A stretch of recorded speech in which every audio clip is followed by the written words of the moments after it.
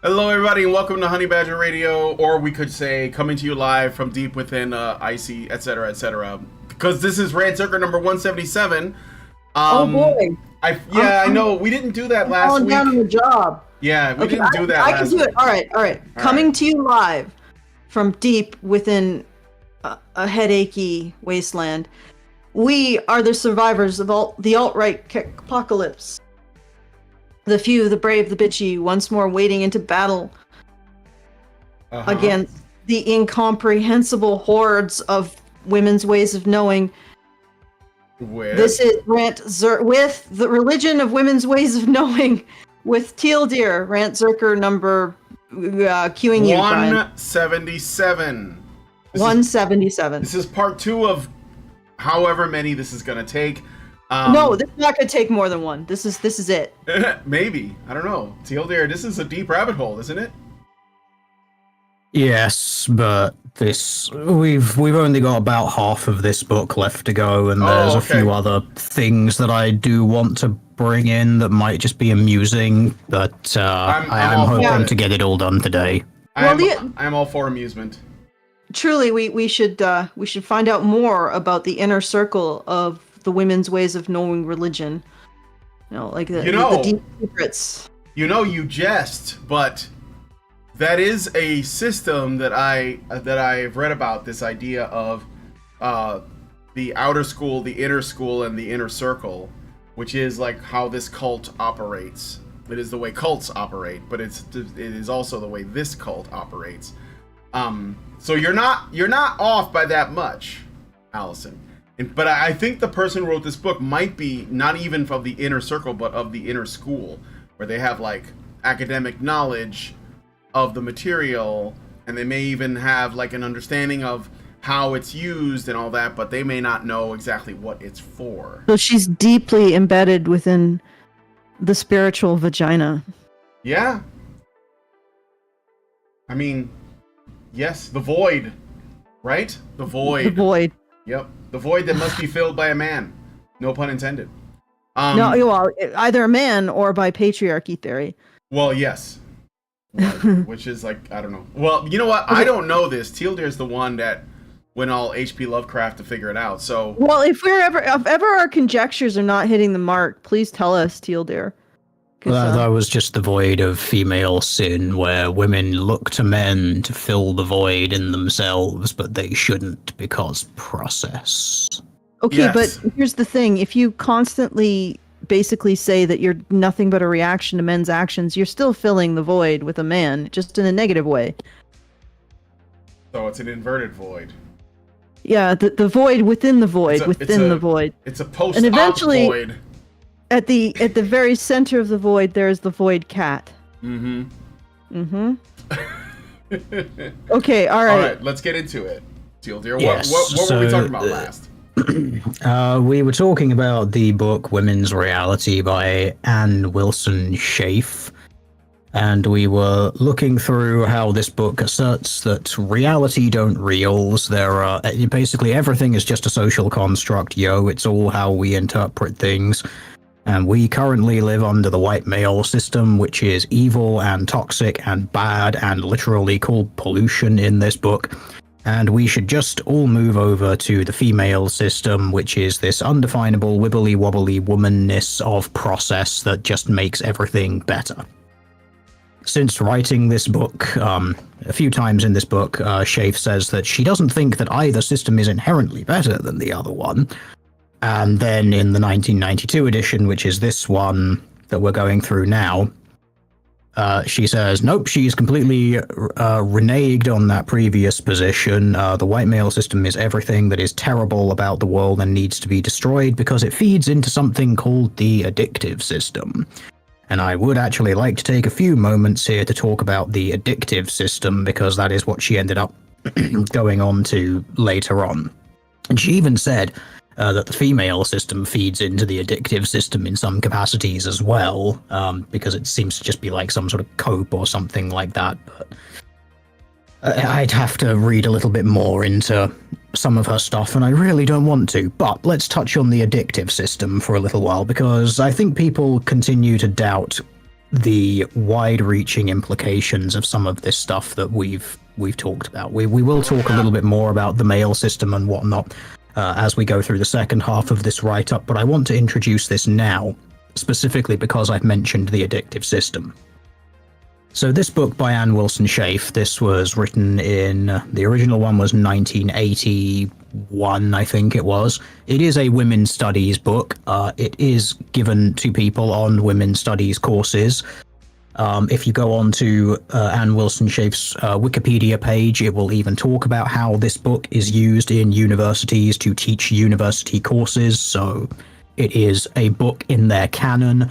As this book boasts on its cover, over 300,000 copies sold, and that was 1992 when the second edition was printed, so it will be a lot more since then. But in mentioning the addictive system, I would also like to point out something about Schaef and what she went on to do after this book. So the interesting thing about the addictive system is that the addictive system is one of the models of understanding which is used by the 12-step program in the United States of America. And the reason that is very important is because it is the 12-step program, as in the Alcoholics Anonymous 12-step program. You can literally find information about this on the website which runs it. As people probably know, the Alcoholics Anonymous in the US is run by Jesuits. It is their website is www.theway.org. There's also another one in the UK as well, which is theway.org.uk. So Alcoholics Anonymous, this actually it seems to be both used in the UK and the US. Makes use of the addictive system, which is basically just a repackaged, updated version of the white male system and female system thinking. You know, the thing that Schaef said, well, we need to destroy the white male way of doing this and institute the female way of doing this, and then everything will be better. And I found that very interesting because there is actually even a little book that you can find. It is hosted on theway.org.uk, which is the UK Jesuit organization called The Addictive System by Anne Wilson Schaef. It's just a small few pages where she just outlines what it is. And obviously, because it's a Jesuit in nature, a lot of it comes down to, well, you need to find higher power, you need to...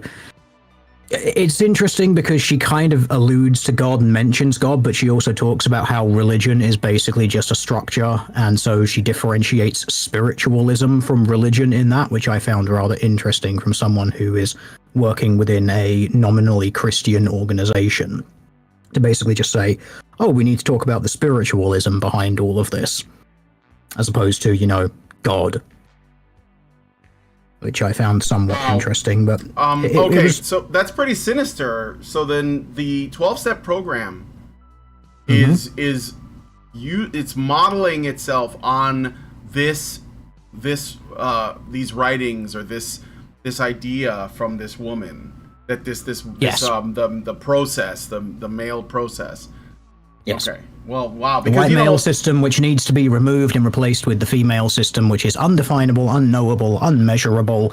But the process is the most important thing because that just makes everything better. Don't focus on objectives or anything that can be measurable or seen or actually understood, because that's white male system thinking.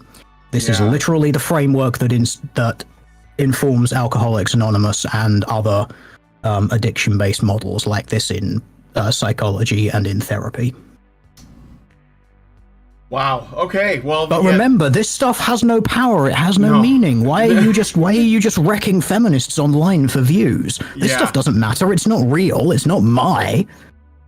I'm just something just came across our desk. The New York Post has written, speaking of how this stuff is infiltrating psychology, the New York Post has written something titled "Cowboy Mentality Blamed for Worsening Suicide Rate Among Men." And I just want to highlight something that I just noticed. The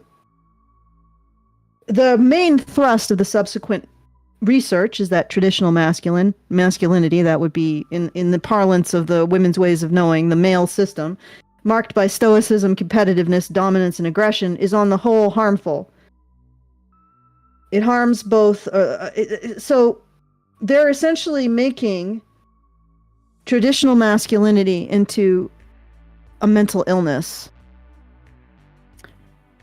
Well, I wonder where they got that idea from. Yeah, I mean, Yeah. this is the process here, guys. At some point, and when they mean traditional masculinity, as far as I can tell, they just mean identifying as a man. Okay? So seeing men, being a man is having its own kind of unique worth, separate from being a woman.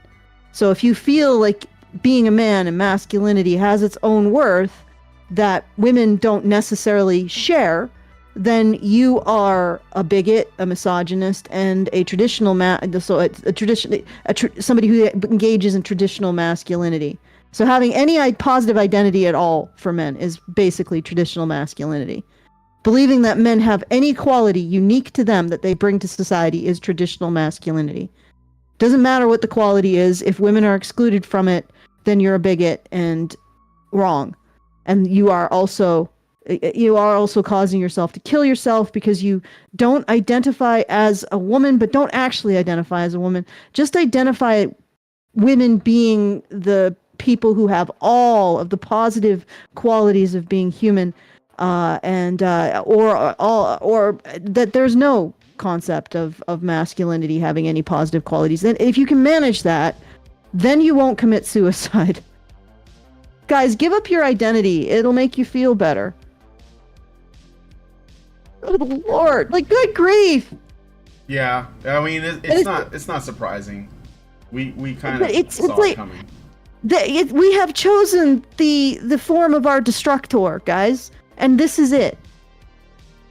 We are going to go into a future with no masculinity, no male virtues, no male identity, and we're going to see what that looks like. It's not looking particularly good so far. I mean, did you enjoy the Koof hysteria? And all of the mistakes that were made as a result of fear in that situation? I mean, did you enjoy that? Did you enjoy suddenly waking up and having certain rights taken from you? I'm probably getting our channel nuked by saying this. I mean, because that's what's going to continue and just get worse, because we are going into the future is feminine. Well, the future is defined by a group of people, and it's not even women. It's women who hate, despise, and have contempt for masculinity. Okay, so it's not even women who like men. It is the most insular, infantile, and childish version of femininity. It's the femininity that blames everything but itself for its problems. That is the future, is female femininity. Okay, that's what we got. That's where we're going to. A dystopia of the feminine. A world ruled by mistaking freedom for freedom from fear. Thank you, Lindsay, for putting the finger on exactly what this is. It's not freedom, it's freedom from fear. Except the only problem with fear is that the more you indulge it, the more it breeds. So your life is going to be defined. If you find the most fearful woman on the planet, your life is going to be defined by her neuroses. What you are able to do in your life is going to be defined by what doesn't frighten her, and everything frightens her. Women's ways of knowing, everyone. Otherwise known as men know nothing, they should shut up, go away, and stop identifying as men. But not, become trans women, because then that's opening up another can of worms. Okay, so continue. All right, so we're going to pick up where we left off from last week. So we're going to go into chapter 3 of this book that's getting along male-female relationships in the white male system. Throughout this, the author basically asserts that men are God and have some sort of need to be God, and that is what the white male system is telling them all to be and all to do.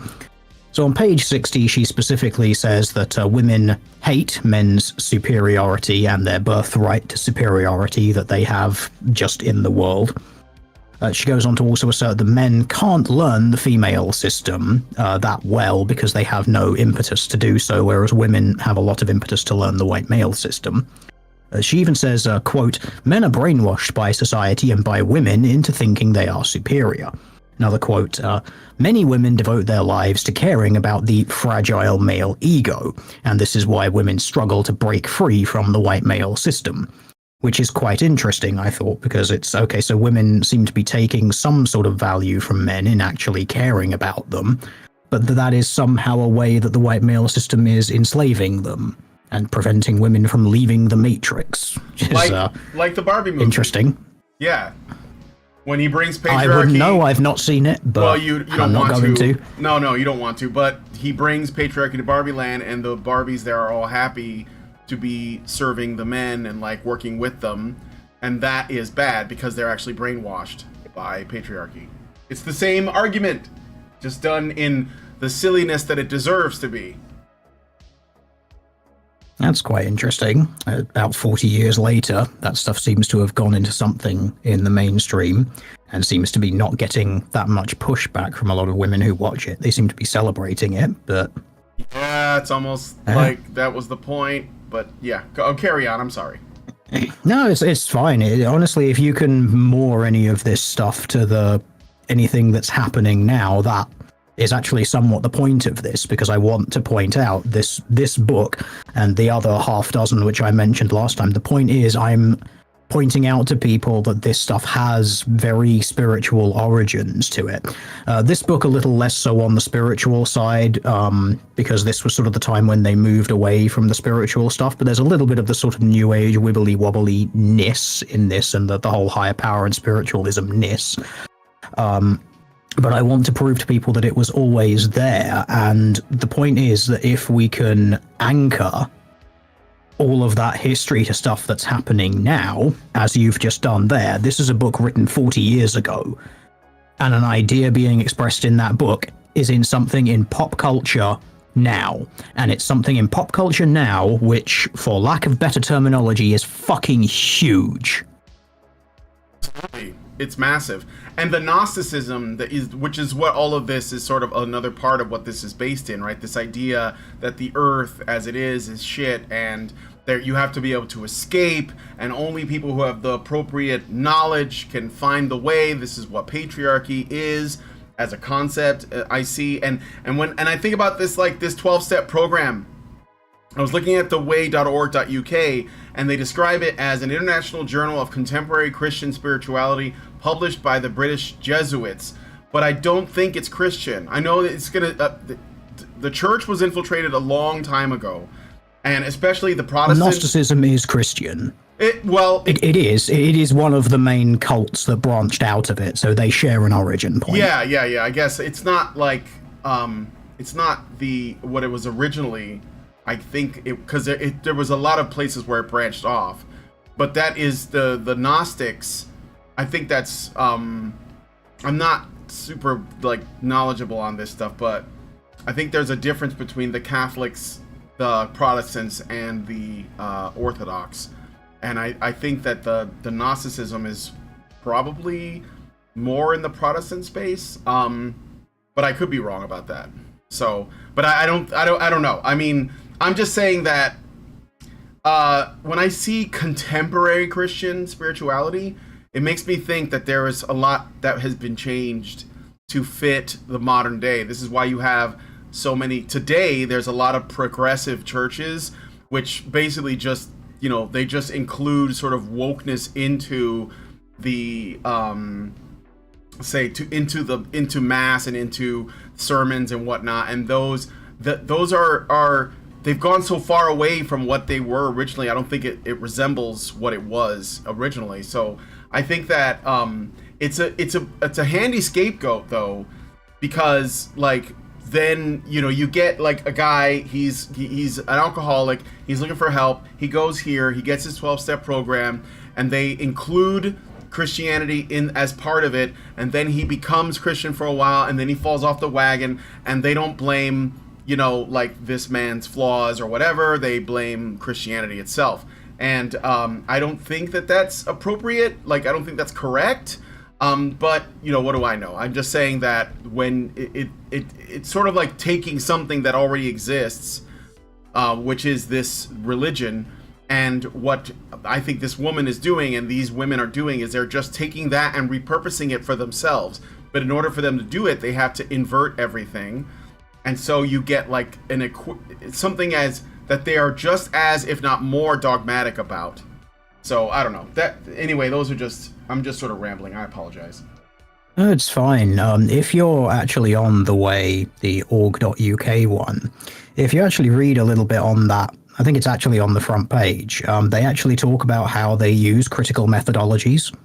So they're very open about it. It's like, we use critical X. Like, okay, cool. So you're just using a Gnostic form of Marxism to inform theory. Your way of doing. Yeah, right. So that's the methodology that you're using. Okay, great. I mean, I'm glad that you're all open about it. Also, talking about how churches and religions and whatnot are getting infiltrated by this and getting taken away from what they were previously. There was actually a news thing not all that long ago. It was in the UK. I can't remember which church it was. It might have been the Church of England, actually. I can't be 100% sure. But there was one where they were actually saying we are going to change the Lord's Prayer to not refer to God as a he or father to make it more inclusive. Yeah, God this was the head of the church that said this. It's like, okay, so right, cool, literal heresy. Okay, cool. That's right.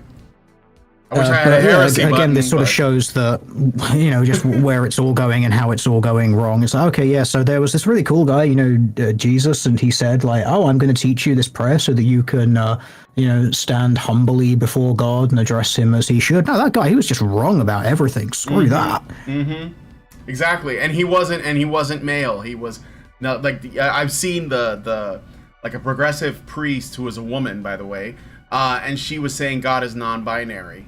And so, like, this is what I mean. Like, say the what you can find on what's happened to the church is to most churches, unless they're like super orthodox, right? Like, you're not gonna, like, Catholicism is compromise and all that. So it's almost like it's like it's hard to criticize it for what it is because it's so different, Anyway, I know this is really, really off topic. I apologize. I just want to cape for Christians, so because I think they get treated really unfairly, and I think it's the point. Because this shit that's happening right now with this woman's writings is like nothing like what it was supposed to be, and I think it's just being used because it is such a popular sort of like launching point. And of course, go ahead, Allison. Yeah, I just wanted to point something out. And criticizing or saying that your example of the guy who goes through AA and then goes off the wagon, he becomes a Christian. He listens to the Christian message, becomes a Christian, falls off the wagon, then people blame Christianity. People could say, well, you guys blame feminism, but there's a bit of a difference there because feminism basically says booze is the answer. And if the guy falls off the wagon after being told that booze is the answer, that's a little bit more. There's a little bit more of a direct causality there between feminism and what I mean by that is feminism says blaming men is the answer. Literally, blaming men is the answer. Yeah, I mean, is there any part of feminism that doesn't do that? No. I mean, even when they celebrate women achieving things, it's always with blaming men for making it so other women weren't, or only this woman could do it, or this woman rose above the horrible headwind of men's hatred of women to achieve this thing that she achieved. Mm-hmm. All right, sorry about the digression, Teal Deer. Yeah, sorry, sorry about hijacking your digression to make my digression. It's okay. Anyway, I just think everything is being twisted and turned upside down, and that includes God. So go on, Teal Deer. It is all related. So again, we are talking about the spiritual and religious origins of this feminist practice.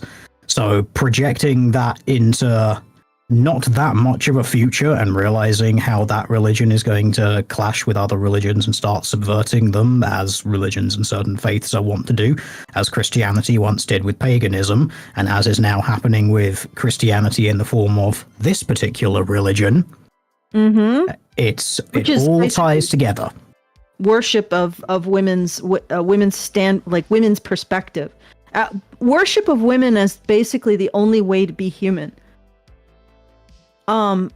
And I remembered that I probably should do the business, right, Brian, which is telling people how to get content. Yeah. Go ahead. I'm sorry, we didn't even do that. I didn't know if you were still doing a thing, but go on. Yeah, I'm still doing a thing. It's going to be all right. Let me just lay out everything in organized fashion. All right, if you want to send us a message, please do so at feedthebadger.com/justthetip.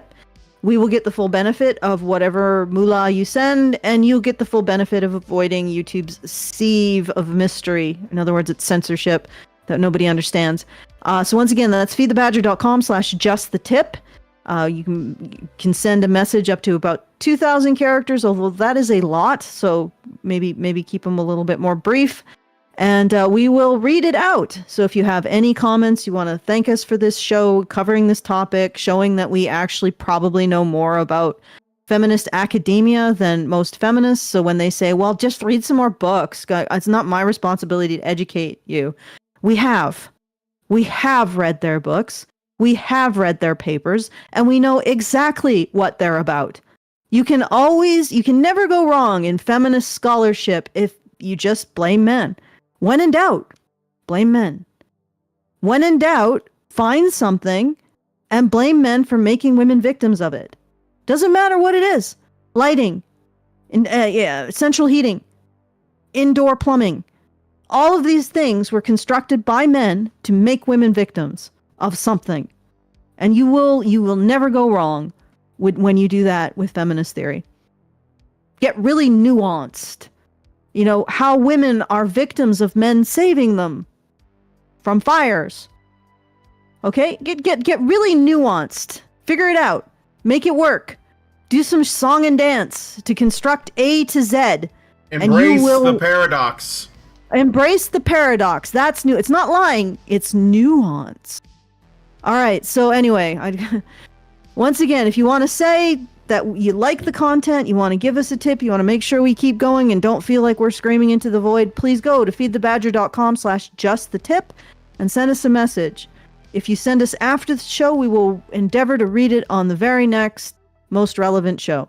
And also, I'm still doing my fundraiser for my book, The Captive Eye, which the more I see what's happening in the world, the more I think it's critical for stories like the story I've told that is pro-male and actually asks the question, should men offer unconditional loyalty to people who do not care about them? And maybe answers in a way that today's society wouldn't appreciate. But anyway, if you want to see stories like that, please go to feedthebadger.com/IEYE and help me out. I am the fundraiser is on till this Friday, so 2 more days, and there's about $320 left to go on this goal, which will bring me to the ability to do either another round of developmental editing or alternatively start moving towards doing line edits, which is a very complex and very painful process. But anyway, so feedthebadger.com/IEYE or send us a message at feedthebadger.com/justthetip. All right, there you go. I've done the things. I apologize for not doing them at the beginning. Please send those super chows in, everyone. Okay, go take it away, Brian or Teal'dir. Teal'dir, you can take it. Okay, 2 sentences into this write-up. I think we're making really good time on this. So, page 62 of this book, the author has an interesting anecdote here that basically says that women, they know about politics and whatnot, and economics and the finance, but they pretend not to care, specifically so that men will go out and do the dirty work for them, which I thought was a rare moment of honesty from someone writing in that particular camp. But it's sort of just an interesting little note there. The second interesting part on page 62, seeing as we're talking about male egos in this particular chapter, she refers to males' egos as being pseudopod-like. Men's egos pull in women and devour them, making women indistinguishable from the male ego, and then women play out their lives according to the male ego so as to validate themselves to men. somewhat an interesting way of looking at the relationship between men and women there, and it's interesting that she introduces, I think, a predatory angle to women receiving any sort of positive validation from men at all. Like, I happen to think that men and women should, in a functioning society, receive validation from each other, especially if they're in like a marriage or a relationship or something along those lines, and that there should be sort of a mutual healthy exchange there. But the idea that men giving any sort of validation to women is some sort of predatory thing to benefit themselves. Oh my god. Nonsensical, but this is what what we're going with. That reminds me of I did a patron only show. I went through an article. It was kind of an older one, but it was about this idea that princes in fairy tales are creepy stalkers. An old hat thing that I've heard before, and they use a clip from the Disney film Sleeping Beauty where Aurora is dancing with the forest creatures, and Prince Philip kind of sneaks up behind her and starts dancing and singing with her. And at first she's shocked and surprised, but then she immediately becomes comfortable and so on. And they're trying to imply this, but the thing is, he's trying, because he knows her, he has a familiarity with her, and he's trying to express that, and that he's it's a fairy tale. He falls in love with her immediately. She falls in love with him, right? And but it's funny because the author is trying to demystify, sort of remove the sort of magical romance from the entire thing, de-romanticize it, and makes it sound predatory, which sort of suggests what you're saying, is that when a man is trying to be good to a woman or helpful to a woman, there's something predatory happening. And that's what she was suggesting. So there's another way in which this has sort of come into the mainstream. So yeah, it's funny. Yeah, because it wasn't perceived that way when the film was made in the 50s, but it is perceived that way today. And I said that because of the these leaked, well, not leaked, but they're clips of this woman, Rachel Ziegler, who's supposed to be playing Snow White in the remake of Snow White. And she's talking about how the 1937 animated film was creepy and, predatory and all of this stuff. And again, the prince is literally saving her life by kissing her because she was essentially dead. And this is, so you see what I'm coming from, right? You see this, where this comes from, where this idea comes from. Long time in the making. It's really interesting how they've captured this idea of women's consent. And because I would argue that women's consent is the most valuable commodity in the world. And I'm not saying that as in this is the way it should be, because honestly, I think it should be if women's consent is the most valuable commodity, then men's consent should also be. But of course, could you imagine a society where men had to consent to things? We actually cared about getting men's consent to the sacrifices they make. Well, there's the draft out. There's cutting boys' genitals out. We have to actually accept equitable laws around sexual violence. And could you honestly imagine? Because a lot of our social institutions are predicated on this idea that we don't have to care about men's consent. And but I think that in our society, somehow, in this kind of mystical sense, it's women's consent that is the most important thing ever. Which is why we can create these horror stories, dystopias around cultures that somehow don't care about the things that we care about and think make people human. Like The Handmaid's Tale, which is absolutely absurdly based on a story that completely ignores the man's consent. You read that story in its original form and take a shot every time Jacob is either extorted into having sex, outright raped through deception, or prostituted. And you're gonna be pretty drunk by the end of that frickin' story. And yet, what did Margaret Atwood turn that into? This story that was based on nobody caring about this guy's consent. Like none of the women, neither of the women that he married gave one fat fuck about this man's consent to anything that they forced him into. And they and what did Margaret Atwood look? She looked at that and she said, "Oh my God, could you imagine a world that didn't care about women's consent?" Like literally, she took a world that didn't care about men's consent, and all she could see was that. Because that's the lens our entire world looks through.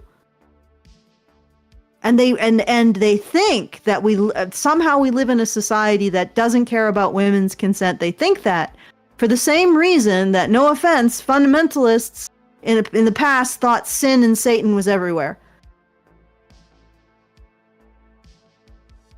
Because they see the defiance of their own beliefs. It's like a spot of black on a field of white. And people are like, "Oh my God, there's black everywhere." Well, it's just one spot. It's one spot, but you see it because it's so contrasting to your actual virtues, the actual virtues of your society that you were brought up in, that it's so visible to you. It's not everywhere. It's just the only thing you look at. Okay, I will get off my podium and allow you guys to continue. All right, so we get to a little part about divorce here, regarding men's pseudopod egos and divorce. Allow me your spines. Yeah, so I'm just going to read a couple of short paragraphs here because I think we need a laugh at this point in time. Prime examples of men's pseudopodic egos is often seen during divorce cases. When the time comes to divide up the property, the woman usually knows what she had when she and her husband were married, what he had, and what they acquired jointly. The man, on the other hand, just assumes that everything belongs to him. He literally cannot distinguish between his wife's things and his, and it is the old adage corrupted, "What's mine is mine and what's yours is mine too." No wonder so many women feel as if they are nothing more than men's possessions, and no wonder men become so upset when their wives, or secretaries, try to claim their own possessions and their own beings. My note is, this is the opposite of reality. Yeah, I'm feeling that. Yeah. Okay.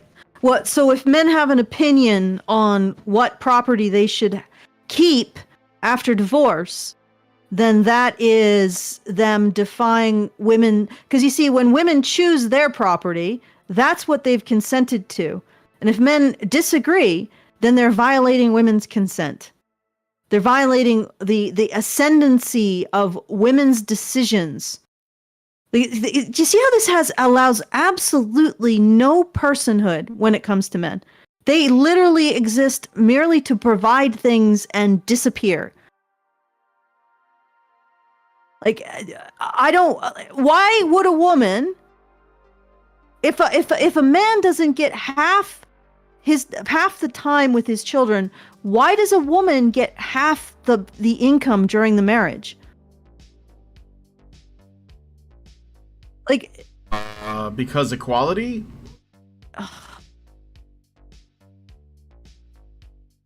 And also, I bet she'd be the first to scream if a higher paid woman had to pay out half of her income during the marriage to a man, and then also continue to pay half of her income to her husband. It's not about equality. It's about presenting men's identity solely as things, as extensions of women. It's really ironic that they constantly talk about men treating women as property, which never happened, by the way. Never, ever in human history. Did men treat women as property absent some other factor, either the legal position of slavery or ethnicity or race or religion? This didn't happen. Okay, it just didn't. Let it go. But this is treating men as a physical extension of women's egos and women's desires. Like, if he did the work, let's just look at it this way. If he did the work, if he went out and did the work, why does she deserve any of it? I mean, they'll say, I'm going to answer this actually with a couple of sentences from later on that very same page, because I think it actually hits something very interesting to what you're saying. Like, if a man does this thing, why should she be entitled, etc., etc.? Well, there's an interesting note here on the bottom of this same page, which is the women have long complained that they have difficulty getting their ideas across in professional and staff meetings. We are left with two choices. We either propose our ideas ourselves and run the risk of them being rejected because they came from a woman, or we give them to men and let them present them as their own. Then at least our ideas have some chance of being accepted and implemented. Which I just found very interesting, because it's like, okay, so you're talking here about power by proxy and no risk, but still getting your way, because someone else is willing to shoulder the risk of doing the thing that you want to do. Does that not jive interestingly with what we've just said here? I don't understand what... Yes, it does. Also, if you present something new, you are going to risk rejection. In fact, I guarantee if you present something new, you will get rejected. You will get rejected until the person decides that they thought of it themselves. If you're presenting something genuinely new. So yeah, you're right. Like, the man takes the risks, because it's not just inventing the thing, it's also standing up for it and taking the knocks when everybody around you says no. And actually also you need to be removed because you're suggesting this thing. You know, you can't, you gotta, I mean, look at what happened to the guy who just invented washing your hands in a medical setting. He died in an insane asylum. Ladies, that is the risk you take when you present something new. And men have taken that risk, and then you turn around and say, well, if you take the risk, you don't deserve the credit. Nope. He does deserve the credit. Yeah, you're right, Teal Deer. It is an example of this. Okay. So moving onwards, shall we? Okay, yes. Yeah. So the next part of the book talks about perfect marriages, an American fairy tale in which the author completely misunderstands the concept of complementary forces within marriage and offers, frankly, the typical feminist, it's just an institution for oppressing women sort of thing. She talks about how, men own women and decide who deals with the outside world and how and what money is made and how the money is spent. And I just have a note to that. It's, yes, this is why women control 80% of consumer spending, despite the fact that they earn less than men. I wonder where all that money comes from that she is deciding how it is spent. And there is also another note which I've got here concerning her view of history. It ties into something we actually said before, or last week, when she talks about in the book about how women doesn't know how to support herself or doesn't have any particular skills because she's been being cared for by a man and hasn't had to develop them. And my point to this was, well, this is a very sort of myopic view of history, because actually if a woman stayed at home, there would be the home industry, there would be the home economy, and this is something that feminism has actually helped to obliterate, along with the Industrial Revolution. In fact, I would say the Industrial Revolution was the main driver of what destroyed the home economy, which seemed to be the thing that gave a lot of women their worth and value in society. Yeah. So there is an interesting point here, and this goes on to the consent thing that we just mentioned. In a small chapter here called The Question of Who Goes First. And this is just dealing again with male and female relationships and the dynamics of it. On page 69, very nicely, the author asserts that men can touch women whenever and wherever they want, as a means of exerting power over them. And if a woman touches a man, everyone is appalled. Oh, man. And here in the real world, what world is she looking? What the? Yeah, my note to this is 40 years on, men cannot touch or look at women without social shaming. Well, I'm pretty sure at the time men couldn't touch women without at the Oh very yeah, as least. my second note was, quote, men are made to touch first, end quote, was never true. Because it wasn't. Like, you can't just walk up to a woman and grab a handful of any part of her without damn good reason, like literally you're pulling her out of the way of a bus, because any other sort of scenario you're going to be labeled as something you don't want to be labeled. And even then you still probably would be. Okay, so I just have to interrupt this fascinating discussion about this insane woman. Like, okay, this is absolute insanity. Guys, this is what academic feminism is based on. This is influencing academic feminism. Then academic feminism goes on to influence the educational system and the psychology, the American Association of Psychology. The and APA is expressly mentioned on this page. Would you like me to read the 3 paragraphs here, and then you can beak at them as much as you like, because that might do it. Because Do again, before you do, I just need to attend to this. Okay, so the Great Indoors attempted to break the system by putting in a phrase over and over again. The phrase is "all work and no play makes Jesus a part of the dull patriarchy," and he did this about umpteen billion times. And I believe he was trying to break the system because he's Dutch. And it didn't. What happened was this: if you do more than 2,000 characters, you can put in War and Peace, I believe, into the system. Please don't. It will not go to Discord because Discord will stop you at 2,000 characters. That's how it works. You know, you don't have to try to find all the exploits. But anyway, he gave us $10, so thank you for that. I just needed to tell you this myself because it doesn't go through Discord if you do over 10,000 characters. And I'm pretty sure it'll cut you off at some point at the blog too. So not War and Peace, but somewhere larger than 2,000 characters, but probably not as long as War and Peace. Okay? But don't do this. Like, just send your message. Don't try to break things, please. Cue everyone trying to break things. Okay. And I had to say this because it's not going through to you, Brian. It's not going into the Discord. No problem. Okay, Tilly, let's hear about this APA thing. I'm chomping at the bit here, or champing at the bit. I'm not sure which one. So there's, it is chomping. Champing is something that you do to round off edge pieces of wood with a champing tool. So 4 paragraphs, or 5, they're quite short, I'll just blast through them. So this is regarding just the initiation of relationships, and because everything has to be a power struggle, of course, we'll just go through it. The initiator is the one who controls the relationship. Surprisingly, this role is often assumed by the person who is willing to touch first. The politics of touching is an important issue that women are just beginning to understand. Several years ago, a paper on the politics of touching was presented before the American Psychological Association.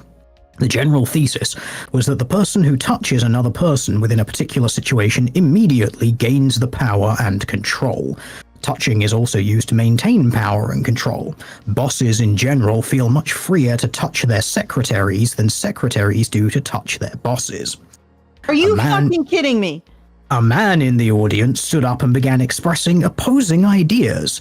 Without saying a word to the speaker, a woman left the stage, walked up to him, and firmly grasped him on both upper arms. The man was appalled. The next day, a complaint several pages long was delivered to the suite of the Association of Women in Psychology. In it, the man stated he felt he had been raped in public. The woman speaker had dared to touch him first. If he had touched her, would he have felt like a rapist? Probably not. This is utter delusion. I mean, I don't even know if this is worth arguing.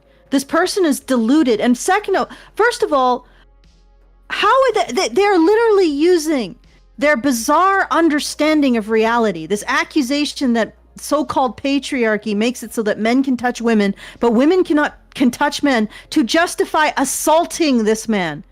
And I doubt he used the term raped. Like, things that never happened. Of this author's anecdotes never happened. Pretty much every anecdote this author relays, I just have a post-it note that says this didn't happen next to it, because they all sound like Like, It's just literally, nothing in reality. if this genuinely happened, this woman went into the audience, put her hands on another human being, and then when they objected, said that their objection was proof of her thesis.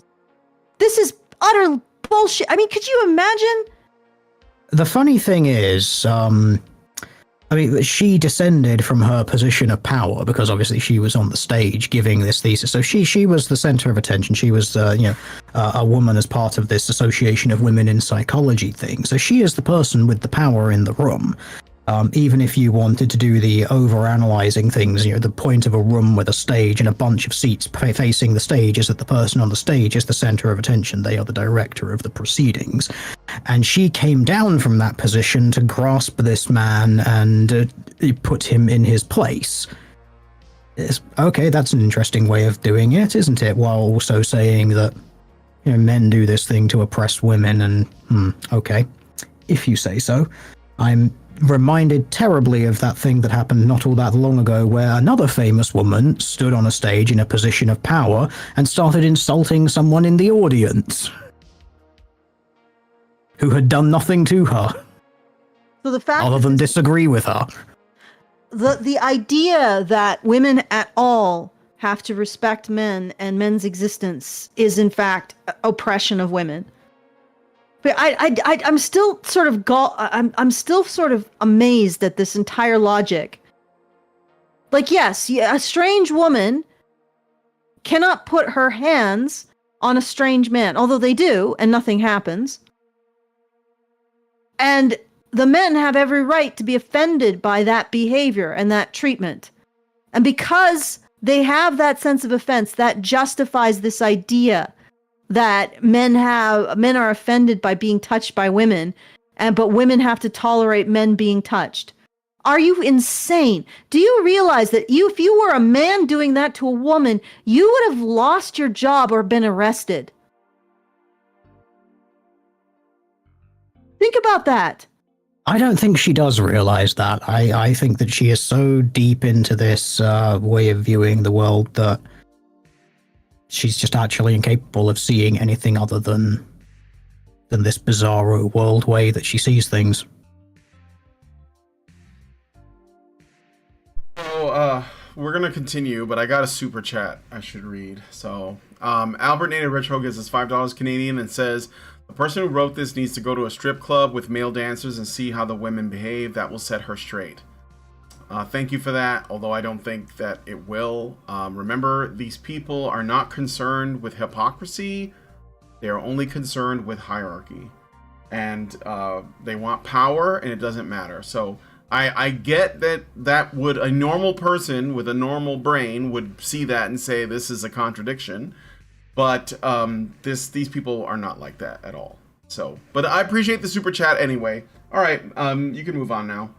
Yep, so she goes a little bit further onto this and talks about the controller relationship and whatnot. I just say 40 years after this book, 40 years of fragile female ego, men must now approach women so that they can be told no. Women demand veto power. And this is specifically in regards to relationships, and this is the dynamic that we're seeing happening now, what with the loneliness epidemics which are rising, which interestingly enough is starting to affect both sexes, which is actually why it's being spoken about now. It was affecting men a lot more for a much longer time. Women's numbers are actually catching up now. Probably because a lot of men are just like, I'm just not even going to bother. So now women don't even have the veto power, and they're noticing they don't even get the veto power, so they're getting lonely and complaining as well. Yep. And now it's a problem. Yes, now it's a problem, and now people are talking about it. And I think that's part of the reason why you're seeing a lot of these leftoid people talking about the male loneliness thing now. It's not actually about the men, it's because it's affecting women. They're just basically saying to men, come back and start being rejected by women again, because if you don't, then women are going to get sad. Well, also, they must realize that they'll run out of their great-grandchildren's money if they don't have any. Yep. I don't think those people think that far in advance. They're socialists. Yeah. Somebody must be. Well, the thing is, if they're not having kids and they're also not invested in the future, so like that. Well, I mean, unless you just care about human beings, but like, that's not us. I mean, so yeah, I think that it's they aren't thinking that far ahead. Some maybe, but like their voices are gonna get smashed if they say, maybe men and women maybe we should be bridging the gap so that men and women can fall in love, get married, and have kids. Like most of them want to. Sorry, but it's true. Most of them want to. So, we should allow, and then for those who don't, then, do whatever you want. But like the majority do, and we're keeping them apart. So I think that's a problem. And yes, we are going to run out of the money from children who are not yet born and many who will never be born. So this author does talk about a little bit here, nesters, helpers, new age men, and others, in which she talks about different kinds of men. Rather interestingly, she notes here that some women are becoming the gypsies, while men are becoming the nesters. Women are feeling more free to try out other lifestyles and move around, while men are marrying women who will make nests for them. So she sort of talks about how women being all empowered and going out and doing who and whatever is a rising phenomenon, whereas men still attempting to form families is interesting and just generally there. And, 40 years on, we can start seeing the impacts of that sort of behavior and how it's screwing everything up. We do actually have something a little bit nice here. The author trashes New Age men, and basically points out their chameleon-like nature and how they're just coming into this New Age spiritualism to convince women to sleep with them. She expressly calls them wolves in sheep's clothing. I could read through that trashing of them, but I don't really see the point. We've had enough trashing of men in general. I'd rather not just continue with trashing of one kind of men, but yes. It's something that's kind of nice insofar as she's basically trashing left-wing men, but it's like, yeah, but they are still men too, and they are. But they are still men too. So do we really need to hone in on this quite so much here? Right. It could be nice, but I don't think it's worth it. Yeah, and also those men are just trying to operate within the framework that they're given, right? So like I can't really blame them for like operating in a way that they think is going to work for them. At the end of the day, though, what we should be doing for women. Yeah, well, that's what I mean. Work for women in the hopes that in turn they will be rewarded, right, as men.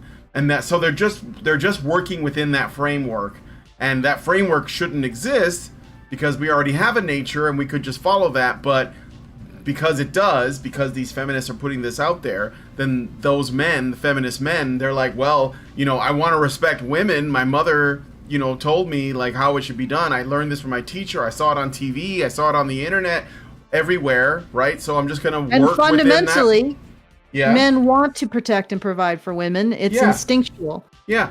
So that they're just working within that framework. That's why the feminist men are some of the most aggressive towards other men.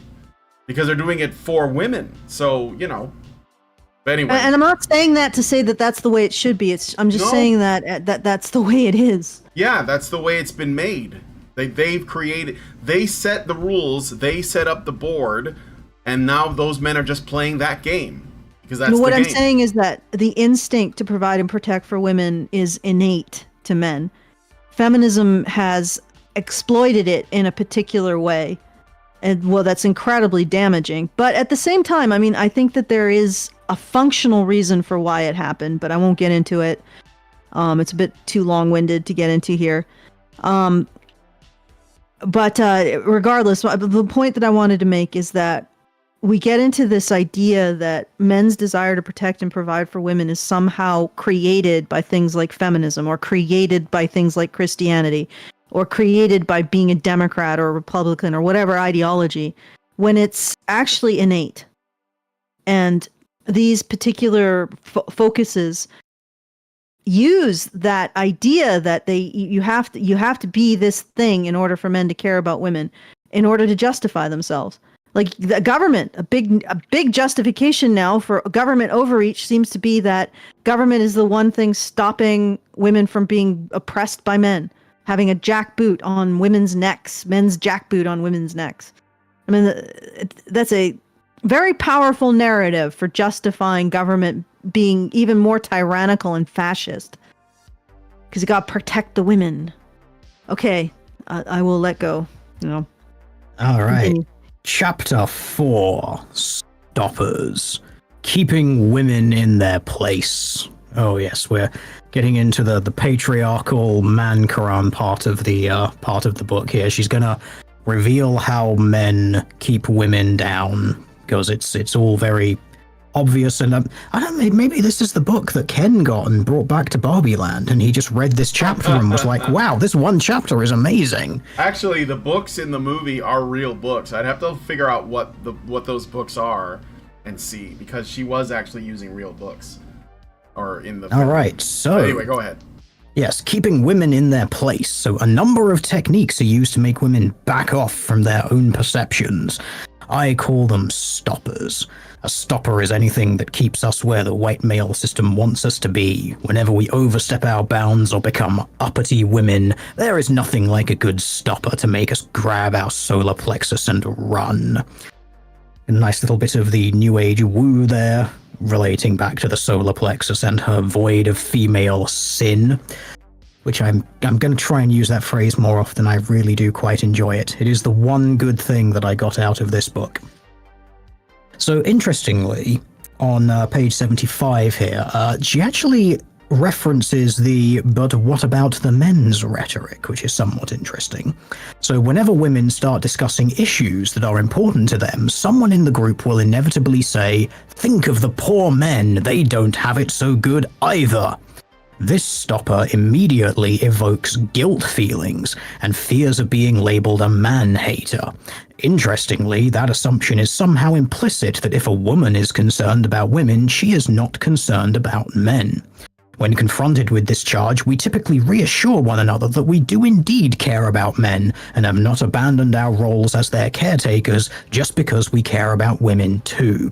We spend so much time defending ourselves that we become distracted from other more important issues. This is bullshit. First of all, you are constantly talking about men. Like, when did you stop talking about men? This is what's so infuriating. They bring up the subject, and then when you talk to the subject they brought up, they said, "Well, you're off topic." Bullshit. You constantly bringing up men and talking about men and conjecturing about men. This entire book actually has very little to do with women's ways of knowing and everything to do with well, at least as it's presented. Maybe there's difference in the text. Everything to do with how men's ways of knowing harms you, supposedly, and is wrong. Am I wrong in my appraisal here? Well, it does that. I mean, the reason that I put it into the women's ways of knowing, which, well, wasn't my choice of words for it, but it's just, interesting that what the author asserts about ways that men and women both behave and both interact with each other. That's part of what I found very interesting. And obviously there are somewhat the New Age spiritualist parts of it, which was what was leading throughout this project of mine. But yeah, that is another way of taking it, and it is definitely an interesting one, which I hadn't been paying as much attention to. Probably should have. So they're basically like sitting there gossiping about Joe, and then Joe walks in and says, "Your appraisal of me is incorrect." And was like, "Well, we're not talking about you. You know, what about the Joes? Like, really? Like, well, you don't get to opine on men and then not allow men to have some kind of opinion on that." And then when men do have an opinion on that, you're like, "Oh, you're making us guilty." Well, maybe you should go with that feeling of guilt and stop what you're doing. No, it's interesting also that it's just, they talk about how it's evoking guilt because you're trying to be concerned about yourself as a woman, and then someone's like, "Well, you know, men's lives also kind of suck." And it's like, "Oh, so now I'm supposed to feel guilty and like stop looking after myself or something like that. It's just such a bizarre way of. I don't know how I want to phrase this because it's.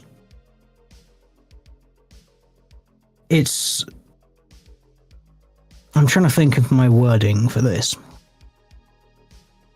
It is the sort of basic men's rights activist sort of position that's like, yeah, men have issues, women have issues, like you can always point to issues, but the point is that to not lose sight of some because others exist. Like, you can talk about times for the needing of prioritizing, but there are also times to point out that there are other things. Like, one thing being bad does not make another thing that isn't as bad not a thing. And so that I think is just an interesting interplay. I've always sort of found that somewhat interesting between those two positions. So when you get some people who will say like, oh, this is a not as bad fallacy, where you point out something that's worse than one thing. It's like, well, yeah, you can argue about how you're standing in a pile of shit that's smaller than someone else's pile of shit, but at the end of the day, cleaning out the shit will solve both of the problems. It's also, it's not just that they don't talk about men's issues, that's fine. The problem, the real problem is that they make an assumption about reality. So what they're doing is they're saying X is greater than Y. Women's issues are always greater than men's issues. That women are always more disenfranchised than men. Always more disenfranchised than men. So they are making a statement on men's issues. They are, in fact, opining about men and their issues when they say that. They want to be able to say that, and they don't want to have to deal with or measure or look at men's issues, because they never do. They never have measured Y before they've declared that X is greater than Y. And they don't want to have to measure Y before declaring X is greater than Y. And they don't want any Ys to come out and say, hey, you didn't measure this. What's the formula here for deciding that X is greater than Y? They don't want to, because it completely destroys their entire framework on reality. Like, they have declared X is greater than Y without ever having measured Y. And certainly never measuring Y in the same way that they measure X. So it's a complete bullshit statement. And then when somebody calls them out on it, they're, what about the mensing? Well, yes. Because you've already made a definitive statement about men's issues being less than women's issues. And if you do that, it does need to be called out. Because that's something that needs to be proven. If you really want to prove such a thing, seems a little bit difficult, but at the very least we should be transparent about how the equation is measured.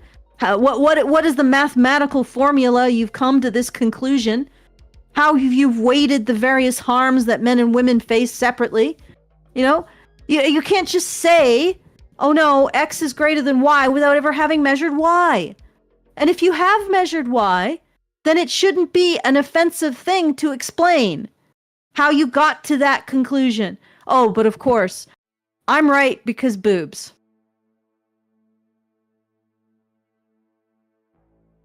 All right, I'm done. I'm right because I tend to complain more, therefore my problems are more real. All right, so we've got an interesting note here, page 76. This is the white male system just can't stand women being happy. So another stopper here emerges when women become more confident and continue their journey towards self-discovery and definition. At this point, we tend to become more joyful beings. We laugh more, enjoy more, and recapture the art of playing. This upsets the white male system, which responds with comments like, I can't stand all this silliness, or what are you women so happy about lately? Too much joy is a threat to the system, which does its best to quell our joy and make us feel guilty about feeling joyful. When that has ever happened, I don't know, but apparently it does. People just randomly see happy women and are like, oh God, you're such an awful person. Why won't you just stop? But apparently that just happens all the time. Yeah, apparently.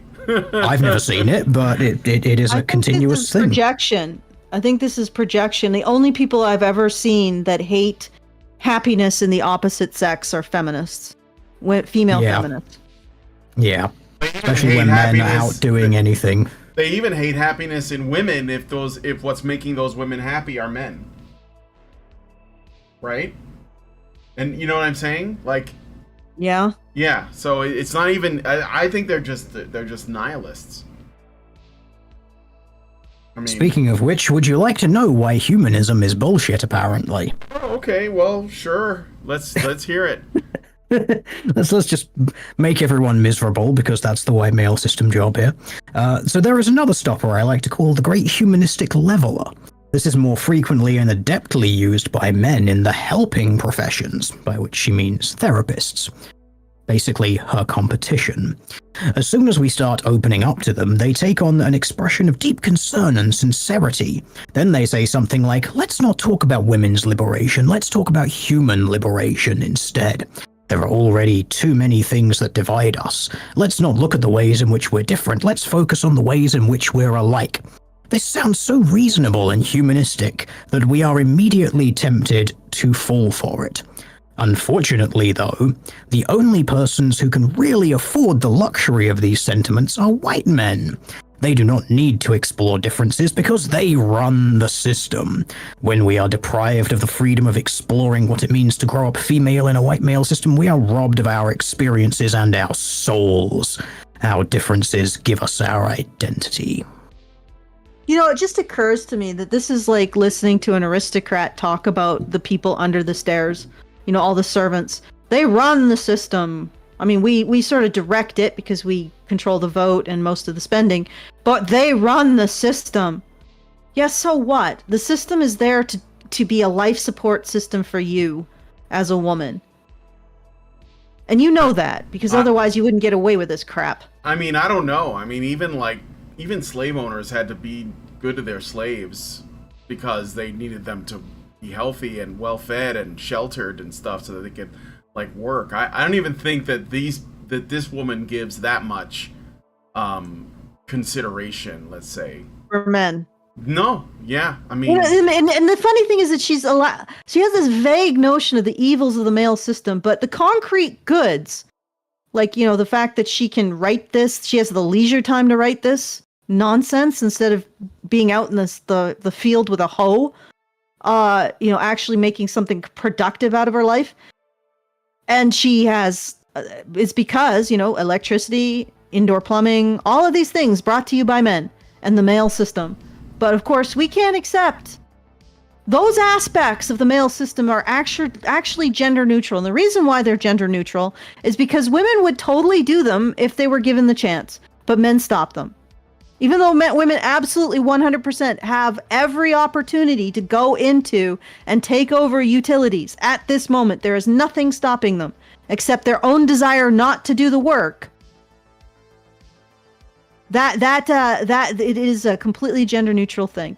It's absolute Well, that's bullshit. because, as this woman said last week when we went through this, so, you know, women are just more accepting of the environment. So women totally wouldn't go and work in air conditioner factories or anything like that because they're just more likely to accept the world. The only reason electricity and plumbing exists is because men have to control everything. God damn them. she was Did she a realize- hoe. For show. Anarcho-feminist primitivists unite. Oh God. Well, good. Go live in your fucking mud hole somewhere else. Don't publish books. Just like the They like won't ever peasants, do that. The peasants Come from Monty on. Python. Just go farm mud somewhere. Right, there's an Dream. interesting part here, page 78, and this is, well, it tells us kind of what we already knew, and that is, at fundament, women must feel equal in order to be equal. So as, I'm trying to quickly find the start of that paragraph. I might... They have to feel equal in order to be equal? Yes. Okay.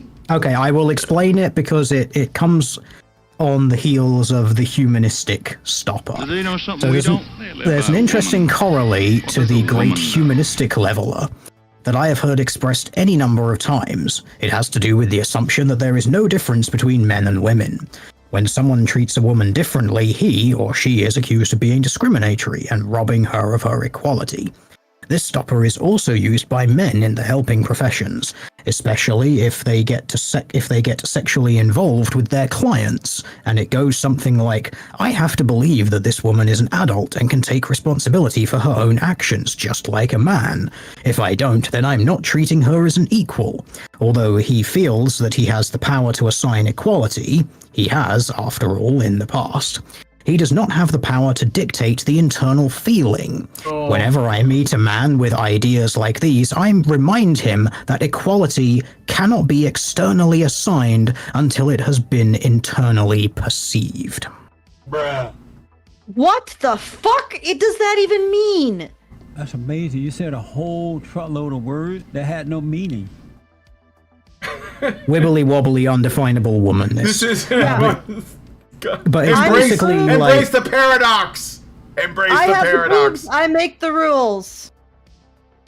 yeah, embrace the paradox. Seriously, but yeah, it's basically just like a man can do anything to make a woman feel like she isn't equal to him, but until she actually feels internally like she is truly equal to him, then nothing he ever does So will there's no actually make her objective equal. standard. There's no objective No. standard of equality except whatever a woman feels like it is. Yes. I have the boobs, I make the rules. Okay, Yes. fine, but literally you're appealing to a biological factor for the reason why your epistemological privilege is supreme. Okay, and the other thing is that is malpractice, lady. A male therapist having a sexual relationship with his client is malpractice. That is against, he can lose his license for that. So what are you even talking about? You're using an anecdote that society has chosen as unacceptable behavior for men. Okay? What the hell are you talking about? How about no? Ugh. Okay. This is all starting to make sense. I think that this is. I'm glad something- one person here is starting to understand it, because I still don't have a fucking clue what's going on half the time. I honestly, like, again, I think it's just I have the boobs, I make the rules.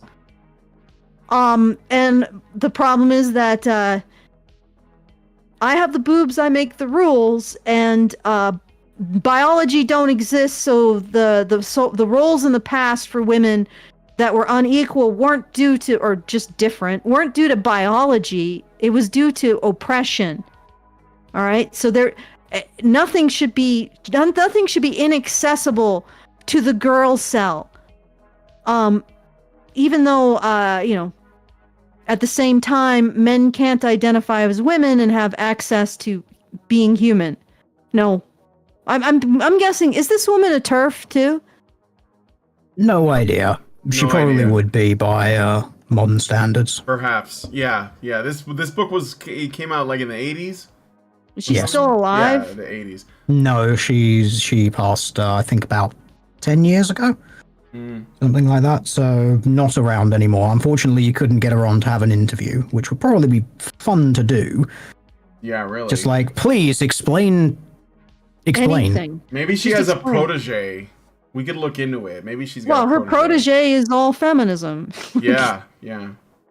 Okay. I mean, this, you could see the threads of this all the way into the American Psychology Association, which is now tasked with treating men with mental illnesses based on this model that she has proposed, which essentially terms men's being, like men having a mind and a way of processing things and a psychology separate from women.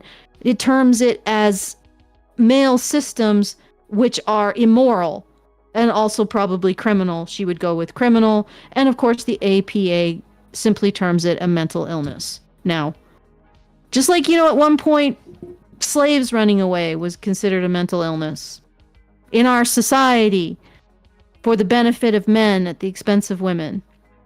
Being a man is a mental illness, is seen as a mental illness. Oh, good Lord. We're just gonna ride this to the death. Yes. This is the face of our destructor. Look at it on Weep. And even behold, the people... as the author explains how feminism will kill people as well. Fascinatingly. Okay. Okay, well, that's Yeah. I'm Yes. intrigued. You would Yes, think there's another feminism psychological is- stopper that the patriarchy uses to hold women down, and that thing is feminism, apparently. So many stoppers are used to quell our incipient feminism. Oddly enough, though, feminism itself can be a stopper, especially when it is used against women by men or even other women who espouse women's liberation. To be told you are not a true feminist can paralyze a woman who is concerned about her own rights and those of all women. The result is that she backs off from her own perceptions and issues, and the movement loses her contributions. Yes, because, equality might require actually integrating the male situation into the equation for equality, and might also require appealing to external measures like laws and consent. Well, or a equal measure of consent. So if a woman is seen to consent to something, she needs to be regarded as having the same ability to consent as an adult male, right? Not that we really care about men's consent, but regardless. So, but what she wants is not a system based on objective measures of equality, but a system simply based on whatever a woman feels benefits her in that instance. Like, she's basically the extreme version of, well, our instinctual imperative. Like, men provide and protect for women because that's what they do. That's what made our species successful. Women are sort of women are even more examples of ambulatory spam than men. And so men sort of took up the slack. I mean, like I've said many times, if a human woman was a tiger, she would be able to execute bin Laden 9 months pregnant, in the middle of the mission, squat down, give birth, and then continue on. Human women are not capable to the same degree of other female animals of taking care of themselves through the process of pregnancy, gestation, early childhood, etc. They need a social group to do so. So we have this instinct to provide and protect for women almost the same way that other animals have an instinct to provide and protect for offspring. And this woman literally is the extreme version, the extreme concentrated version of that instinct. Everything, every morality in society should be judged by whether or not a woman feels like it benefits her. Do you see that? And even the idea that feminism is supposed to be about equality is too much oppression, because women might be held to an external standard based on the idea of equality. Whereas there should be no external standards. Everything should be judged by whatever a specific woman feels like she needs in that instant. If a specific woman feels like she needs, I don't know, a house, then she should have that house. And if she feels like she needs no house, she should have no house. And if she feels like she needs house and no house at the same time, she should have that. Everything should be judged by the vagaries of a female's desires.